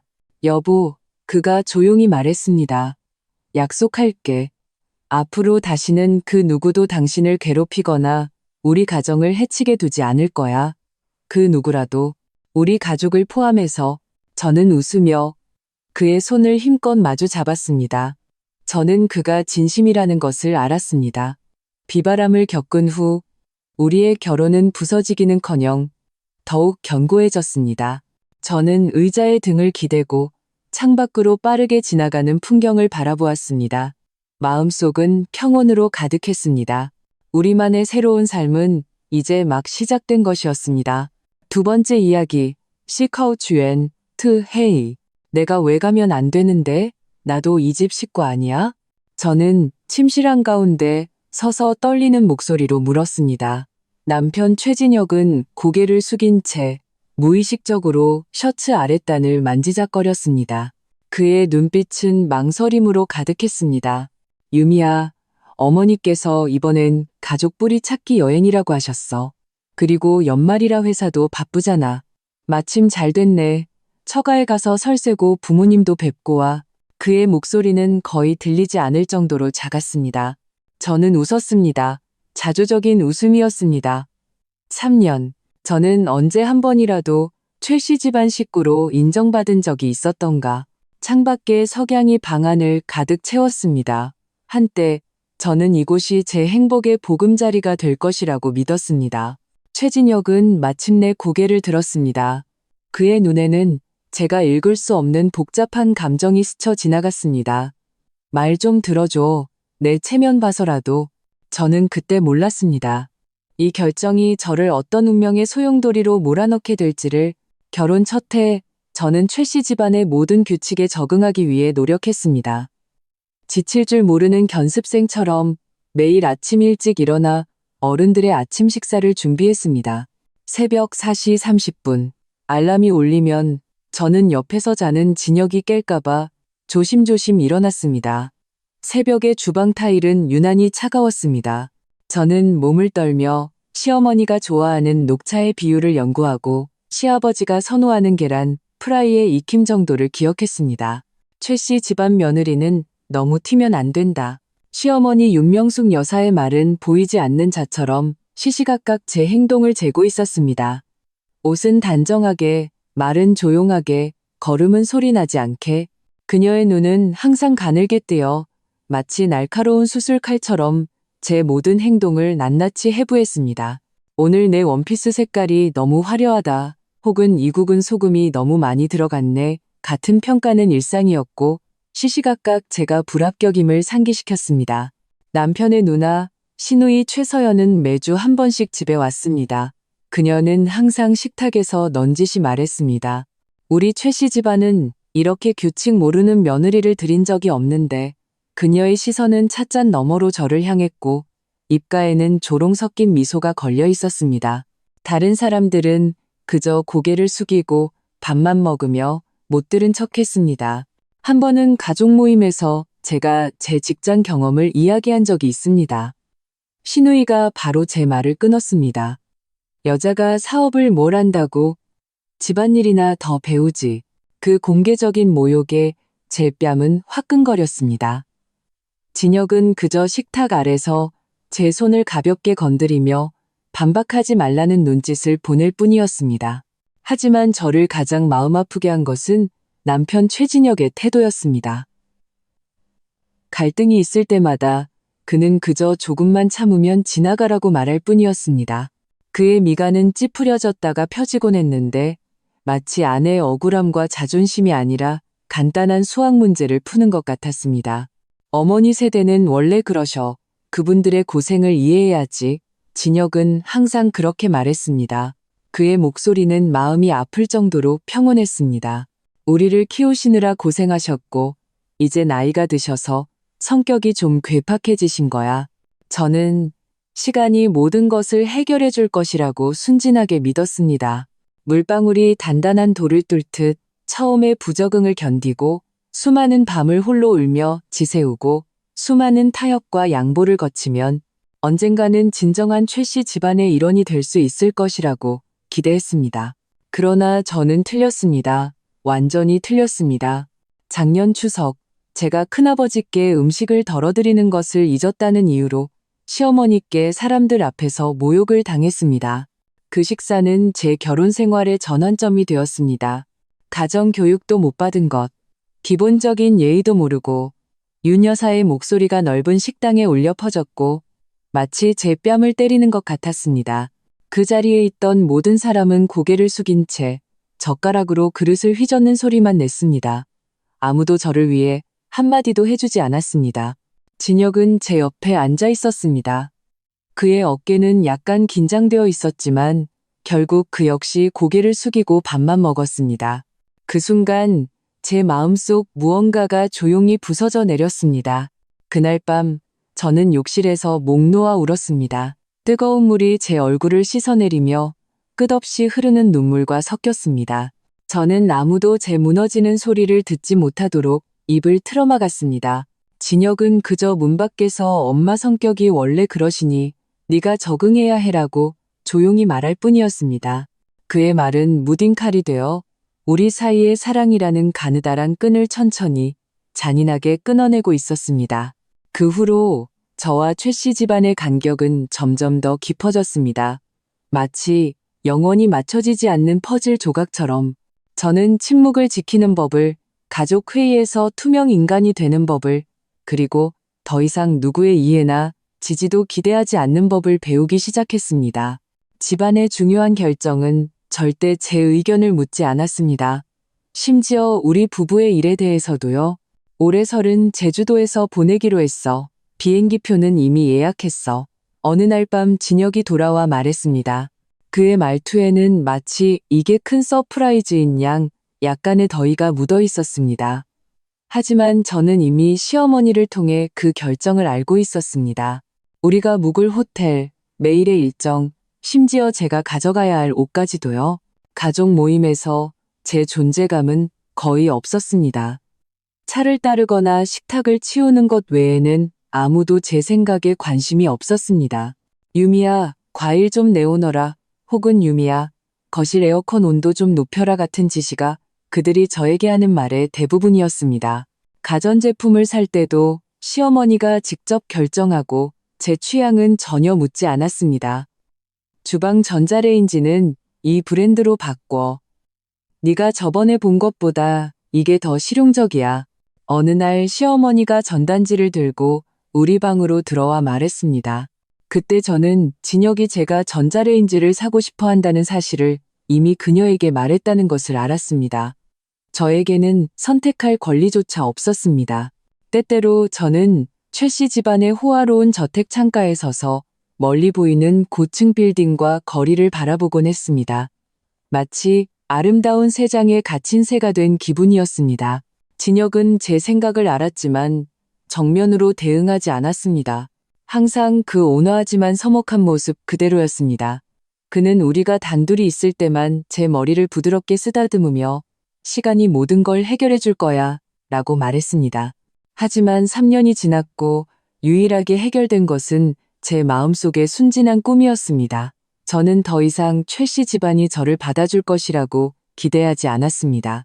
저는 마음속에 벽을 쌓는 법을 배웠고 제 진짜 감정과 생각을 그 벽 뒤에 숨겼습니다. 겉으로는 완벽한 며느리의 모습을 유지했습니다. 섣달 금음을 며칠 앞둔 어느 날 모든 것이 변했습니다. 그날 최 씨 집안은 갑자기 가족 회의를 소집했습니다.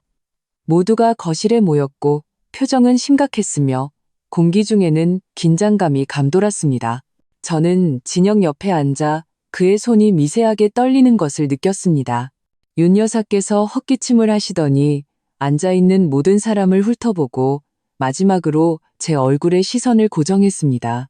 올해 설에는 온 가족이 말레이시아 쿠알라룸푸르로 10일간 여행을 간다. 그녀의 말투는 거역할 수 없었습니다.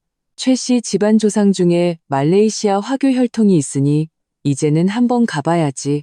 저는 조금 놀랐습니다. 이 결정은 너무 갑작스러웠습니다. 최 씨 집안은 절대 밖에서 설을 쇠지 않았고 매년 집에서 성대한 제사를 지냈습니다. 유미야, 윤 여사께서는 평소와 달리 다정하게 입가에 드문 미소를 띠며 말했습니다. 연말이라 회사 일도 많을 테니 너는 남아서 처리하렴. 마침 잘 됐네. 처가에 가서 설 쇠고 부모님도 뵙고 오고. 제 심장이 쿵 내려앉았습니다. 혈액이 혈관 속에서 굳어버리는 것 같았습니다. 진혁이 즉시 말을 받았습니다. 그래, 너 항상 부모님 더 뵙고 싶어 했잖아. 이번이 좋은 기회야. 저는 혼란스러운 눈으로 남편을 바라보았습니다. 그의 시선은 흔들리며 저와 눈을 마주치지 못했습니다. 갑자기 저는 깨달았습니다. 비행기 표는 9장. 처음부터 제자리는 없었던 겁니다. 침실로 돌아와 저는 진혁에게 따져 물었습니다. 왜 나를 데려가지 않는 건데? 내가 또 뭘 잘못했어? 진혁은 방 안을 서성거렸고 입술을 굳게 다문 채 마치 말을 고르는 듯 했습니다. 어머니께서 처가 식구들도 네가 필요할 거라고 하셨어. 그리고 이번엔 가족부리 찾기 여행이잖아. 그의 목소리는 점점 작아졌습니다. 저는 비웃으며 지난 3년간 저와 함께한 이 남자를 바라보았습니다. 그의 눈에는 죄책감과 회피가 가득했습니다. 3년이야. 내가 언제 한 번이라도 최 씨 집안 식구로 인정받은 적 있었어? 제 목소리는 평온했지만 마음속은 이미 파도가 치고 있었습니다. 진혁은 잠시 침묵하더니 마침내 고개를 들고 피곤한 어조로 말했습니다. 말 좀 들어줘. 내 체면 봐서라도. 이것이 그의 태도였습니다. 언제나 이랬습니다. 그는 언제나 가족 편에 섰고 저는 그저 맞춰줘야 하는 외부인이었습니다. 그 순간 저는 전례 없는 피로감과 절망감을 느꼈습니다. 제가 왜 이 결혼을 계속 유지해야 하는지 알 수 없었습니다. 아마도 제가 더 이상 감히 바라지도 못하게 된 그 사랑의 약속 때문일지도 모릅니다. 출발 며칠 전 집안은 분주했습니다. 모두가 짐을 싸고 비자를 준비하며 분위기는 심지어 즐거워 보이기까지 했습니다. 저는 마치 외부인처럼 구석에 서서 이 모든 것을 지켜보았습니다. 진혁의 태도는 더욱 서먹해졌습니다. 그는 집에 오는 시간이 점점 늦어졌고 심지어 저와 함께 식사하지도 않았습니다. 어느 날 오후 제가 서재를 지나가는데 시어머니와 시누이의 대화가 들렸습니다. 이번이 좋은 기회야. 걔가 정말 우리 최 씨 집안의 진심인지 확인해봐야 해. 시어머니의 목소리는 낮았지만 제가 듣기에는 충분했습니다. 시누이는 차갑게 코웃음을 쳤습니다. 내가 진작에 걔 속이 깊다고 했잖아. 이제야 시험해 볼 수 있게 됐네. 집에 혼자 남겨두는 게 딱이야. 혹시라도 무슨 일이 생기면 시어머니의 말은 갑자기 끊겼습니다. 그들은 문 밖에 서 있는 저를 보았고 즉시 입을 다물며 어색하고 부자연스러운 미소를 지었습니다. 제 마음속에 경고등이 울렸지만 그 연관성을 알 수 없었습니다. 이 질문들이 제 머릿속을 맴돌았지만 어떤 답도 찾을 수 없었습니다. 출발 전날 밤 저는 잠을 이루지 못했습니다. 저뿐만이 아니었습니다. 한밤중에 서재에서 소리가 들려 일어나 확인해 보니 진혁이 있었습니다. 그의 앞에는 여러 서류가 펼쳐져 있었고 표정은 긴장되어 있었으며 눈에는 핏발이 서 있었습니다. 저를 보자 그는 즉시 서류를 금고에 넣고 잠갔습니다. 그의 동작은 황급하고 서툴렀습니다. 회사 기밀이야. 묻지 마. 그의 목소리는 차가웠지만 눈에는 제가 읽을 수 없는 감정이 가득했습니다. 침대로 돌아오자 진혁은 평소와 다르게 저를 오랫동안 껴안았습니다. 그의 팔은 저를 꽉 감싸고 있었고 마치 제가 갑자기 사라질까봐 두려워하는 것 같았습니다. 무슨 일이 일어나든 내가 널 사랑한다는 것만 기억해줘. 그가 제 귀에 대고 속삭였습니다. 이 말은 제 심장을 세차게 흔들었고 불길한 예감이 저를 덮쳤습니다. 다음 날 아침 최 씨 집안 9 식구는 공항으로 떠났습니다. 헤어질 때 윤 여사께서는 드물게 저에게 당부했습니다. 집에 있는 금고는 절대 함부로 만지지 마라. 회사 일에 문제 생기면 나한테 전화하고. 그녀의 목소리는 엄숙했고 눈빛은 깊었습니다. 마치 집안일을 부탁하는 것이 아니라 어떤 명령을 내리는 것 같았습니다. 그들의 차가 멀어지는 것을 보며 저는 저택문 앞에 서서 처음으로 이토록 철저한 고독과 불안감을 느꼈습니다. 최 씨 집안 식구들이 떠난 후 거대한 저택에는 저 혼자 남았습니다. 모든 구석이 차갑고 낯설게 느껴졌습니다. 저는 진혁의 책상 위에서 쪽지 한 장을 발견했습니다. 금고 비밀번호는 내 생일이 적힌 그 책 안에 있어. 긴급 상황이 생기면 김 변호사님께 연락해. 쪽지의 글씨는 약간 흘려 쓴 것으로 보아 급하게 쓴 것 같았습니다. 저는 그가 저에게 선물했던 시집을 펼쳐 제 생일 페이지를 찾았습니다. 그 위에는 연필로 희미하게 숫자 조합이 적혀 있었습니다. 이 모든 것이 너무나 비정상적이어서 제 마음속 불안감은 더욱 커졌습니다. 시어머니와 시누이의 대화, 진혁의 비정상적인 행동, 그리고 그 의미심장한 무슨 일이 일어나든이라는 말까지 저는 결정을 내렸습니다. 친정에 가서 설을 쇠기로 저는 진혁에게 메시지를 보냈습니다. 저 부모님 댁 가서 설 쇠고 섣달 금음에 돌아갈게요. 그는 금방 답장했습니다. 그래, 조심해서 다녀와. 이 무심한 태도는 제 의심을 더욱 깊게 만들었습니다. 평소 같았으면 이것저것 물으며 제 안전을 확인했을 텐데 간단한 짐을 챙겨 저는 최 씨 집안의 저택을 떠났습니다. 마음속에는 형언할 수 없는 해방감이 있었습니다. 서울 외곽의 낡은 친정집으로 돌아오자 아버지와 어머니는 기뻐서 어쩔 줄 몰라 하셨습니다. 우리 딸, 웬일로 설세러 다 왔어? 최 씨 집안에서 허락해줬어? 어머니의 눈은 반짝이며 기쁨으로 가득했습니다. 아버지는 더욱 직설적이었습니다. 그 최 씨 집안이 드디어 양심을 찾았나 보구나. 널 보내주다니. 저는 얼버무렸습니다. 말레이시아에 가셨어요. 전휴가 내고 부모님 뵈러 왔어요. 부모님은 걱정스러운 눈빛을 교환했지만 더 이상 묻지 않으셨습니다. 그들은 항상 제 결정을 존중해 주셨습니다.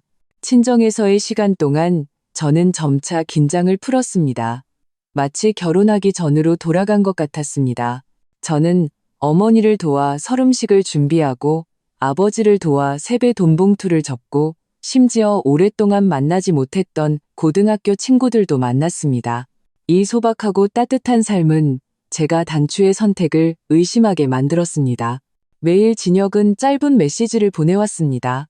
별일 없지? 저는 차갑게 답했습니다. 네, 잘 지내요. 그는 더 이상 묻지 않았고 보고 싶다는 표현도 하지 않았습니다. 이 서먹함은 제 마음을 시큰하게 만들었습니다. 섣달 금음 전날 저는 소셜미디어에서 최 씨 집안이 쿠알라룸푸르에서 찍은 사진을 보았습니다. 온 가족이 호화로운 호텔 앞에서 환하게 웃으며 단체 사진을 찍었습니다. 모두가 행복해 보였습니다. 유독 진혁의 표정만 굳어 있었고 눈빛은 공허했습니다. 평소에 온화하고 부드러운 그와는 전혀 다른 모습이었습니다. 저는 사진을 확대해 그의 손가락 마디가 하얗게 변한 것을 발견했습니다. 마치 무언가를 극도로 억제하고 있는 듯 했습니다. 이 발견은 제 속을 쓰리게 만들었고 직감적으로 일이 보이는 것만큼 간단하지 않다는 것을 느꼈습니다. 섣달 금음날 아침, 저는 어머니를 도와 설음식 준비를 했습니다. 주방에는 뜨거운 김과 맛있는 냄새가 가득했습니다. 어머니는 콧노래를 흥얼거리며 얼굴에는 행복한 미소가 가득했습니다. 딸이 집에서 설을 쇠니 정말 좋구나. 그녀는 웃으며 손을 능숙하고 부드럽게 놀렸습니다. 제가 음식을 준비하고 있을 때 휴대폰에 갑자기 진혁의 메시지가 도착했습니다. 금고 안에 빨간색 서류. 절대 누구에게도 말하지 마. 제 손이 떨려 하마터면 손을 벨 뻔했습니다. 이어서 또 다른 메시지가 왔습니다. 오늘 어머니께서 연락하시면 반드시 전화 받아. 제 심장이 빠르게 뛰기 시작했습니다. 저는 즉시 답장했습니다. 무슨 뜻이에요? 하지만 더 이상의 답은 없었습니다. 마치 메시지를 보낸 후 그가 연락이 두절된 것 같았습니다. 저는 다시 전화를 걸어보았지만 상대방의 전원이 꺼져 있다는 안내만 나왔습니다. 불길한 예감이 저를 덮쳤습니다. 손에 쥔 칼이 갑자기 무겁게 느껴졌습니다. 왜 그래? 안색이 안 좋다. 어머니가 걱정스럽게 물었습니다. 저는 고개를 저으며 억지로 미소를 지었습니다. 아니에요. 좀 피곤해서 그런가 봐요. 점심때쯤 윤 여사의 전화가 걸려왔습니다. 저는 휴대폰 화면에 깜빡이는 이름을 쳐다보며 마음속으로 망설였습니다. 결국 저는 받지 않았습니다. 모처럼 친정에서 보내는 첫 섣달 금음이었고 이 잠시의 평온을 즐기고 싶었습니다. 오후 2시 또 다른 부재중 전화, 3시, 4시 전화는 파도처럼 밀려왔고 제 휴대폰은 거의 멈추지 않고 진동했습니다. 저녁 무렵 부재중 전화는 76통으로 늘어났습니다. 모두 윤 여사와 최 씨 집안 다른 식구들에게서 온 것이었습니다. 부모님도 걱정스러운 표정을 지으셨습니다.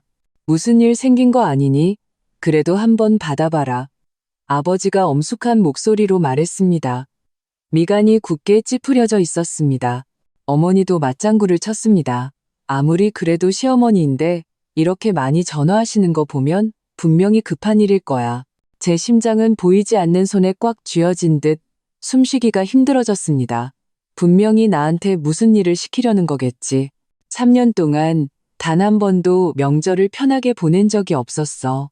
저는 애써 태연한 척했지만 목소리는 저도 모르게 떨리고 있었습니다. 저녁 7시 부재중 전화는 95통. 저는 진혁의 형에게서 메시지를 받았습니다. 재수 씨, 제발 전화 좀 받으세요. 중대한 일입니다. 이 메시지는 제 불안감을 극에 달하게 만들었습니다. 시아주버님은 항상 근엄했고 저에게 메시지를 보낸 적이 거의 없었습니다. 저는 안절부절못하며 손에 땀이 났지만 여전히 그 전화를 받고 싶지 않은 고집을 부렸습니다. 8시 설날 특집 방송이 시작되었습니다. 우리 세 식구는 텔레비전 앞에 둘러앉아 이 드문 단란한 시간을 즐기려 했습니다. 텔레비전 속의 웃음소리는 제 마음속의 고통과 선명한 대조를 이루었습니다. 휴대폰은 한시도 쉬지 않고 진동했고 부재중 전화는 117통으로 늘어났습니다. 저는 손가락으로 계속 책상을 두드리며 멍하니 있었습니다. 아버지가 텔레비전을 끄고 저를 심각하게 바라보았습니다. 애야, 전화가 하루 종일 울리는데 분명 이유가 있을 거다. 어머니가 제 손을 잡았습니다. 우리를 생각해서라도 한번 받아보렴. 정말로 무슨 큰일이라도 났으면 어떡하니. 9시 부재중 전화 127통.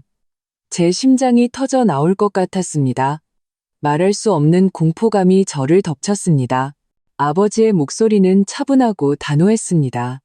유미야, 아무리 그래도 네 시어머니인데 이렇게 많이 전화하시는 건 분명히 급한 일이야.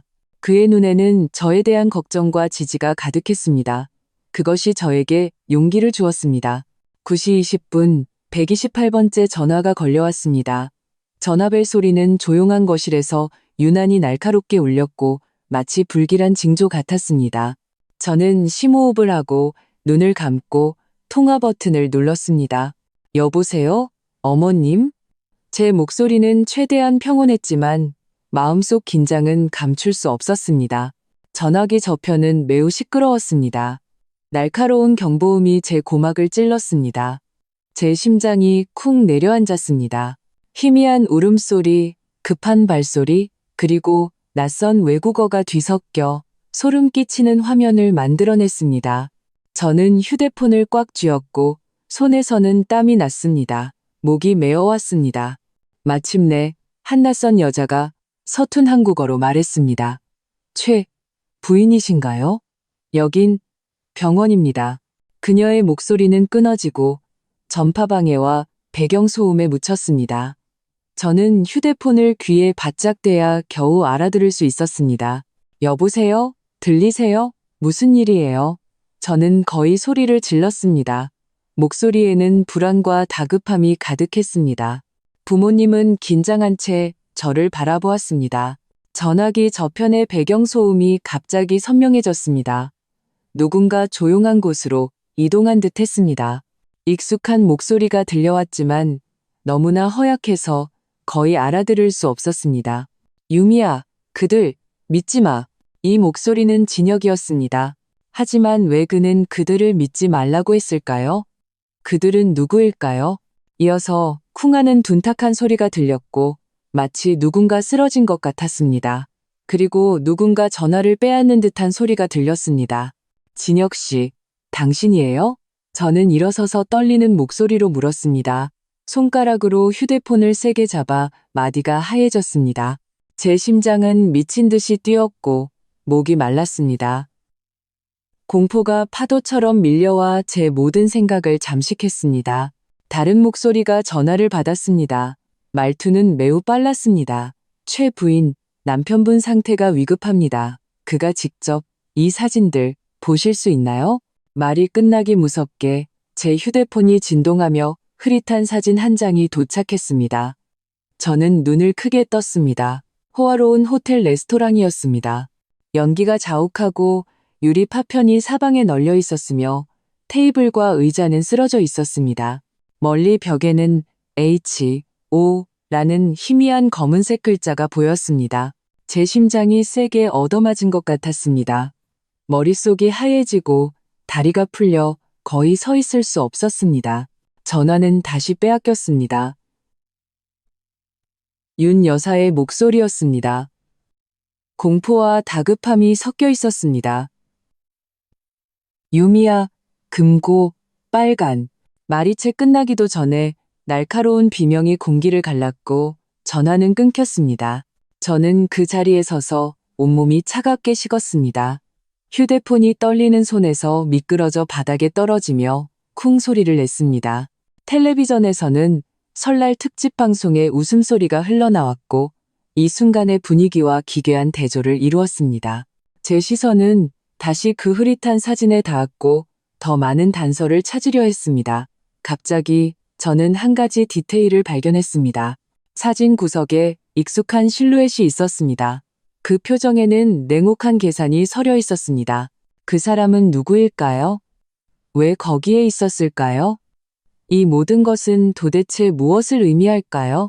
제 머릿속은 의문으로 가득했지만 어떤 답도 얻을 수 없었습니다. 유일하게 확실한 것은 최 씨 집안이 공경에 처했고 그것이 저와 관련이 있을 수 있다는 것이었습니다.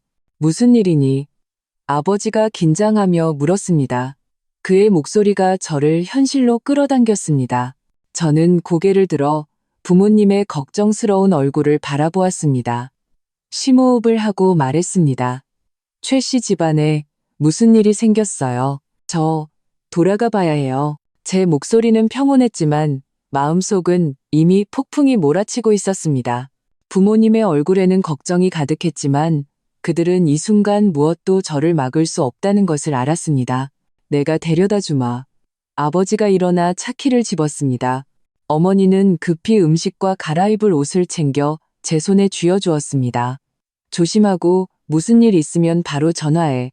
그들의 관심에 제 눈시울이 뜨거워졌습니다. 저는 힘껏 고개를 끄덕이고 문을 향해 빠르게 걸어갔습니다. 차 안에서 아버지는 핸들을 꽉 잡고 이따금 백미러를 통해 저를 보며 말을 망설였습니다. 아빠, 저 괜찮아요. 아마 그냥 오해일 거예요. 저는 아버지를 안심시키려 했지만 저 자신조차 설득할 수 없었습니다. 그는 한숨을 쉬었습니다. 무슨 일이 일어나든 너에게는 돌아올 집이 있다는 걸 잊지 마라. 이 말에 제 눈물이 마침내 터져 나왔습니다. 저는 고개를 돌려 창밖에 반짝이는 불빛을 바라보았습니다. 차는 밤속을 질주했고 설날의 불꽃이 하늘에서 터졌습니다. 제 마음속 공포와 선명한 대조를 이루었습니다. 최 씨 집안의 저택으로 돌아오자 차가운 어둠이 저를 맞았습니다. 불을 켜자 익숙한 가구들이 갑자기 낯설고 무섭게 느껴졌습니다. 모든 구석에 위험이 도사리고 있는 것 같았습니다. 저는 서재로 직행했습니다. 금고는 그 가족 사진 뒤에 있었습니다. 제 손가락이 떨리며 비밀번호를 입력했고 심장 소리가 고요한 방 안에서 유난히 크게 들렸습니다. 금고가 딸깍 소리를 내며 열렸습니다. 안에는 여러 서류와 보석이 가지런히 놓여 있었습니다. 맨 위에는 아무 표시도 없는 선명한 빨간색 서류철이 있었습니다. 저는 서류철을 꺼냈습니다. 손에서는 땀이 났고 숨은 가쁘고 무거워졌습니다. 첫 장을 넘기자 사진 한 장이 나왔습니다. 진혁이 낯선 남자와 악수하는 장면이었습니다. 남자의 얼굴은 냉혹했고 눈빛은 날카로웠습니다. 배경은 오늘 사진 속 장소와 매우 흡사한 호화로운 호텔 로비였습니다. 다음 페이지에는 일련의 계약서와 청구서가 있었습니다. 그 위의 숫자는 저를 경악하게 만들었습니다. 수천억, 수조 원. 이 숫자들은 비현실적으로 컸습니다. 더 넘겨보니 더 많은 사진이 나왔습니다. 최 씨 집안 식구들이 여러 외국인과 만나는 모습, 빽빽한 일정표, 그리고 상세한 은행 송금 기록이 있었습니다. 갑자기 한 장의 사진이 제 피를 얼어붙게 만들었습니다. 진혁이 한 창고 안에 서 있었고 배경에는 나무 상자들이 가지런히 쌓여 있었습니다. 하지만 상자는 열려 있었고 그 안에는 저는 획하고 서류를 덮었습니다. 심장이 미친 듯이 뛰었고 이마에는 식은땀이 흘렀습니다. 그것은 평범한 목재가 아니었습니다. 그것은 무기였습니다. 각종 총기와 탄약. 최 씨 집안은 표면적으로는 목재 사업을 하면서 실제로는 무기 거래에 손을 대고 있었던 겁니다. 이 인식은 마치 번개처럼 제 세상을 갈라놓았습니다. 저는 떨면서 계속 서류를 넘겨보았습니다. 진혁이 비밀리에 이 증거들을 수집해왔다는 것을 알게 되었습니다. 그는 서류의 빈 곳에 빽빽하게 주석을 달아놓았습니다. 막아야 한다. 국가 안보에 위협이 된다. 더 이상 계속할 수 없다. 같은 단어들이 반복해서 나타났습니다. 마지막 장은 편지였습니다. 편지지는 땀에 젖어 글씨가 약간 번져 있었지만 내용은 명확했습니다. 유미야, 네가 이 편지를 본다면 상황이 변했다는 뜻이야. 나는 항상 너에게 진실을 말하고 싶었지만 너까지 연루될까봐 두려웠어. 최 씨 집안은 겉으로는 목재 사업을 하지만 실제로는 국제 무기 거래에 깊이 관여하고 있어. 이번 말레이시아행은 수조 원에 달하는 거래를 위한 거야. 그리고 나는 비밀리에 증거를 수집해서 그들을 고발할 준비를 하고 있었어. 그들이 내 계획을 알아챘는지 모르겠지만 나는 이 거래를 막아야만 해. 만약 나에게 무슨 일이 생긴다면 이 서류들을 봉투 뒷면에 주소로 보내줘. 그분은 내가 유일하게 신뢰하는 사람이야. 기억해. 무슨 일이 일어나든 나는 널 사랑해.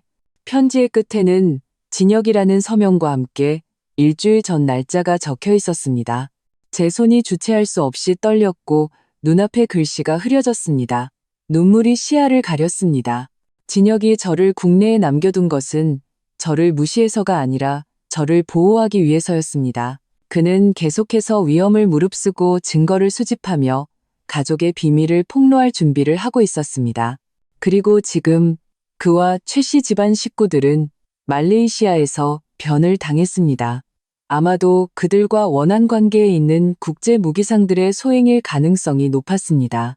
저는 심호흡을 하고 스스로를 진정시키려 노력했습니다. 지금은 무너질 때가 아니었습니다.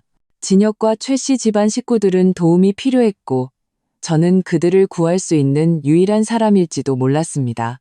저는 휴대폰을 들어 봉투 뒷면의 전화번호를 눌렀습니다. 전화는 금방 연결되었습니다. 낮은 남성의 목소리가 들려왔습니다. 김 변호사입니다. 누구시죠? 제 목소리는 평온하고 단호했습니다. 저는 강유미, 최진혁의 아내입니다. 빨간색 서류를 찾았습니다. 전화기 저편에서 몇 초간 침묵이 흘렀습니다. 어디 계십니까? 그 자리에 그대로 계십시오. 10분 후에 도착합니다. 전화를 끊고 저는 서류철을 가슴에 꼭 껴안고 창가에 섰습니다. 밖에 칠흑 같은 어둠과 화려한 불꽃을 바라보았습니다. 이 섣달 금은 밤은 제 인생의 전환점이 될 운명이었습니다. 김 변호사님은 중년 남성이었고 표정은 근엄했으며 눈빛은 날카로웠습니다. 그는 빠르게 서류철의 내용을 훑어보았고 얼굴은 점점 굳어갔습니다. 최진혁 씨가 이 순간을 위해 계속 위험을 감수해왔군요. 그는 서류를 덮으며 낮은 목소리로 말했습니다. 이제 우리가 즉시 행동해야 합니다. 그는 휴대폰을 꺼내 한 번호를 누르고 짧은 암호로 몇 마디 말한 후 저를 향해 말했습니다. 인터폴이 이미 움직이고 있습니다. 하지만 더 많은 정보가 필요합니다. 그의 눈빛은 진지하고 단호했습니다. 도와주시겠습니까? 위험할 수 있습니다. 저는 망설임 없이 고개를 끄덕였습니다. 진혁 씨는 제 남편이에요. 어떻게든 그를 구해야 해요. 그 후 몇 시간은 영화처럼 비현실적이었습니다. 우리는 비밀 지휘 본부로 옮겨졌고 그곳에는 각종 첨단 장비와 바쁘게 움직이는 요원들이 있었습니다. 저는 제가 아는 모든 정보, 최 씨 집안의 일정, 호텔 위치, 그리고 소셜미디어의 사진까지 제공했습니다. 기술 요원들은 신속하게 사진 속의 호텔과 가능한 습격 지점을 찾아냈습니다. 한 고위 관계자가 저에게 심각하게 말했습니다. 저희 정보에 따르면 최 씨 집안이 습격을 당한 것은 사실입니다. 하지만 현재 상황은 불분명합니다. 말레이시아 당국과 협력하여 구조 작전을 진행 중입니다. 제 심장이 꽉 조여왔습니다. 눈앞에는 진혁의 허약한 목소리와 그들을 믿지 말라는 말이 떠올랐습니다. 누구요? 제가 떨리는 목소리로 물었습니다. 누가 그들이죠? 김 변호사님과 관계자는 눈빛을 교환했습니다. 저희는 최 씨 집안 내부에 국제 무기상과 결탁한 자가 최진혁 씨를 겨냥해 이번 습격을 일으켰다고 의심하고 있습니다. 김 변호사님이 신중하게 말했습니다. 이 정보는 제 속을 강타하는 것 같았습니다. 메스꺼움이 느껴졌습니다. 최 씨 집안에 배신자가 있다니. 그리고 그 사람은 아마도 사진 구석에 있던 그 신비한 실루엣일 겁니다. 제가 말레이시아에 가야겠어요. 제가 단호하게 말했습니다. 관계자는 미간을 찌푸렸습니다. 너무 위험합니다. 그리고 지금 상황이 바로 지금 상황이기 때문에 제가 가야만 해요. 제가 그의 말을 끊었습니다. 진혁 씨는 저를 믿었어요. 그는 모든 희망을 저에게 걸었다고요. 만약 그가 제가 국내에 있다는 걸 안다면 그에게 힘이 될 거예요. 몇 시간의 논쟁 끝에 김 변호사님의 지지로 저는 특별 허가를 받아 소규모 정예팀과 함께 말레이시아로 향하게 되었습니다. 비행기가 이륙하기 전 저는 부모님께 전화를 걸어 저 괜찮아요. 금방 돌아갈게요 라는 말만 했습니다. 저는 그들에게 진실을 말하지 않았습니다. 걱정시키고 싶지 않았습니다. 7시간의 비행은 제 인생에서 가장 긴 시간이었습니다. 저는 계속해서 그 서류들을 넘겨보며 더 많은 단서를 찾으려 했습니다. 김 변호사님이 제 어깨를 가볍게 두드릴 때까지요. 좀 쉬세요. 정신을 차리고 있어야 합니다. 그의 목소리에는 약간의 걱정이 묻어 있었습니다. 저는 고개를 저었습니다. 쉴 수가 없어요. 눈만 감으면 진혁 씨 모습이 보여요. 김 변호사님은 잠시 침묵하더니 말했습니다. 최진혁 씨는 용감한 사람입니다. 그는 목숨을 걸고 이 증거들을 수집했고 진실을 밝히기 위해 노력했습니다. 결과가 어떻게 되든 당신은 그를 자랑스러워해야 합니다. 제 눈물이 주체할 수 없이 흘러내렸지만 소리내어 울지는 않았습니다. 그저 조용히 눈물이 흐르도록 내버려 두었습니다. 착륙 후 우리는 바로 지휘본부로 향했습니다. 그곳의 분위기는 긴장되고 분주했습니다. 말레이시아 관계자가 우리에게 간략하게 상황을 설명했습니다. 습격은 어젯밤 호텔 레스토랑에서 발생했고 3명이 사망하고 10여 명이 부상을 입었습니다. 최 씨 집안에서는 윤명숙 여사와 최진혁 씨의 형님이 중상을 입었고 다른 사람들은 경상입니다. 현재 모두 병원에서 치료를 받고 있습니다. 진혁 씨는요? 제가 다급하게 물었습니다. 관계자의 표정이 복잡해졌습니다.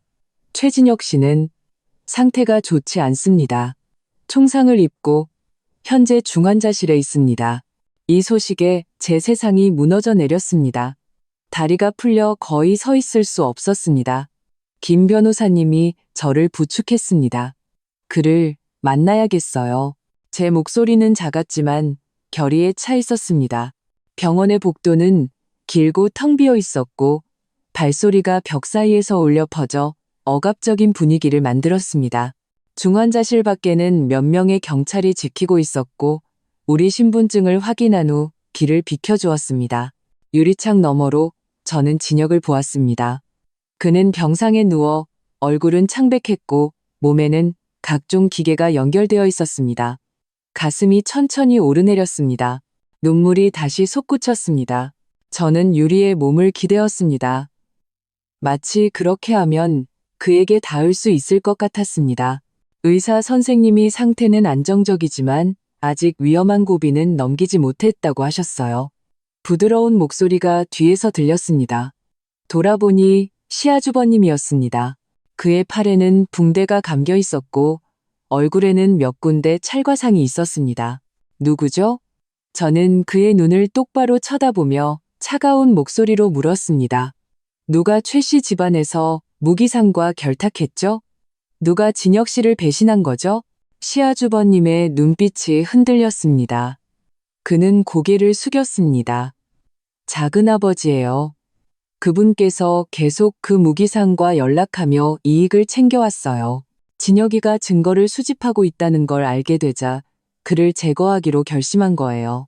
제 가슴이 거대한 돌에 짓눌린 듯 숨쉬기가 힘들어졌습니다. 진혁 씨는 알고 있었나요? 제가 힘겹게 물었습니다. 의심은 했지만 증거가 없었어요.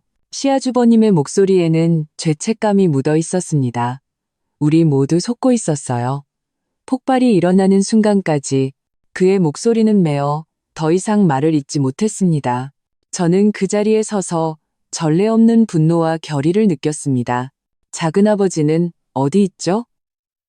제가 차갑고 단호한 목소리로 물었습니다.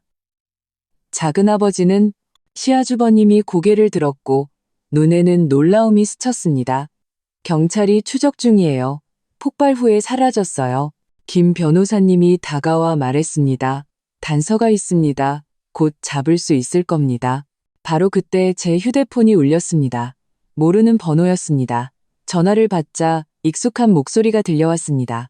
강유미 씨, 그냥 국내에 있었어야지. 작은아버지였습니다. 제 피가 얼어붙고 심장이 미친 듯이 뛰었습니다.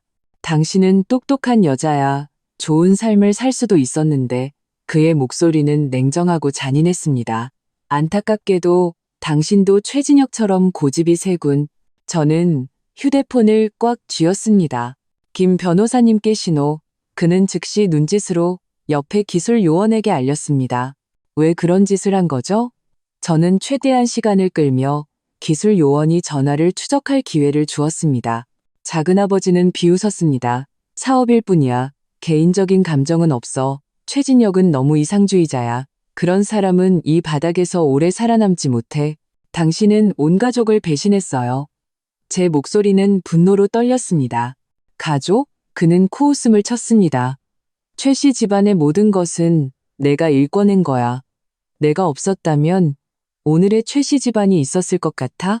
전화기 저편에서 소음이 들렸습니다. 그가 이동하는 것 같았습니다. 잘 가게, 강유미 씨. 다음 생에는 좀 더 똑똑한 남자랑 결혼하라고. 말을 마치고 전화는 끊겼습니다. 기술 요원이 고개를 들었습니다. 위치 추적 성공, 병원 근처입니다. 김 변호사님은 즉시 행동에 나섰고 인력을 동원해 모든 출구를 봉쇄하고 수색을 시작했습니다. 저는 그 자리에 서서 갑자기 한 가지 가능성을 떠올렸습니다. 마음이 차갑게 식었습니다. 만약 작은아버지가 병원 근처에 있다면 그의 목표는 아마도 저는 중환자실로 달려가 문을 밀고 진혁의 병상 앞으로 달려갔습니다. 바로 그때 커튼 뒤에서 한 그림자가 나타났습니다. 손에 든 주사기가 차가운 빛을 냈습니다. 안 돼. 저는 소리치며 그 그림자에게 몸을 날렸습니다. 작은아버지였습니다. 그의 눈에는 냉혹함과 결의가 가득했습니다. 저는 그의 손목을 잡고 온 힘을 다해 주사기가 진혁의 수액관에 닿는 것을 막았습니다. 우리는 뒤엉켜 싸웠고 그의 힘은 제 상상을 초월했습니다. 주사기는 조금씩 목표에 가까워졌습니다. 절체절명의 순간 탕 하는 큰 소리가 났습니다. 작은아버지의 몸이 크게 휘청였고 손에 든 주사기가 바닥에 떨어졌습니다. 경찰들이 신속하게 들어와 작은아버지를 제압하고 그를 데리고 나갔습니다. 저는 바닥에 주저앉아 온몸을 떨었습니다. 식은땀이 옷을 적셨습니다. 김 변호사님이 다가와 저를 일으켰습니다. 괜찮습니까? 저는 고개를 저으며 병상에 누운 진혁을 바라보았습니다. 그의 눈꺼풀이 미세하게 떨렸고 마치 방금 전에 소동을 느낀 듯했습니다. 괜찮아. 다 끝났어. 제가 조용히 말했습니다. 그를 안심시키는 것인지 저 자신을 안심시키는 것인지 알 수 없었습니다. 2달 후 진혁의 상처는 마침내 아물었고 우리는 함께 한국으로 돌아왔습니다. 최 씨 기업은 우리의 노력으로 깨끗하게 변모하여 정당한 목재 사업에 집중하며 정상 궤도에 올랐습니다. 시어머니 윤 여사의 태도는 크게 변했습니다. 그녀는 저를 존중하기 시작했고 심지어 가족회의에서 제 의견을 먼저 묻기도 했습니다. 내가 널 잘못 봤다, 유미야. 그녀가 제 손을 잡으며 미안함 가득한 눈으로 말했습니다. 네가 최 씨 집안을 구했고 우리 모두를 구했어. 저는 미소 지으며 고개를 저었습니다. 저는 그저 아내가 해야 할 일을 했을 뿐이에요. 새로운 설날 우리는 양가 부모님을 모두 초대해 함께 모였습니다. 분위기는 따뜻하고 화목했습니다. 첫 번째 새해 인사 전화가 울렸을 때 저는 망설임 없이 받았습니다. 진혁을 보며 미소 지으며 말했습니다.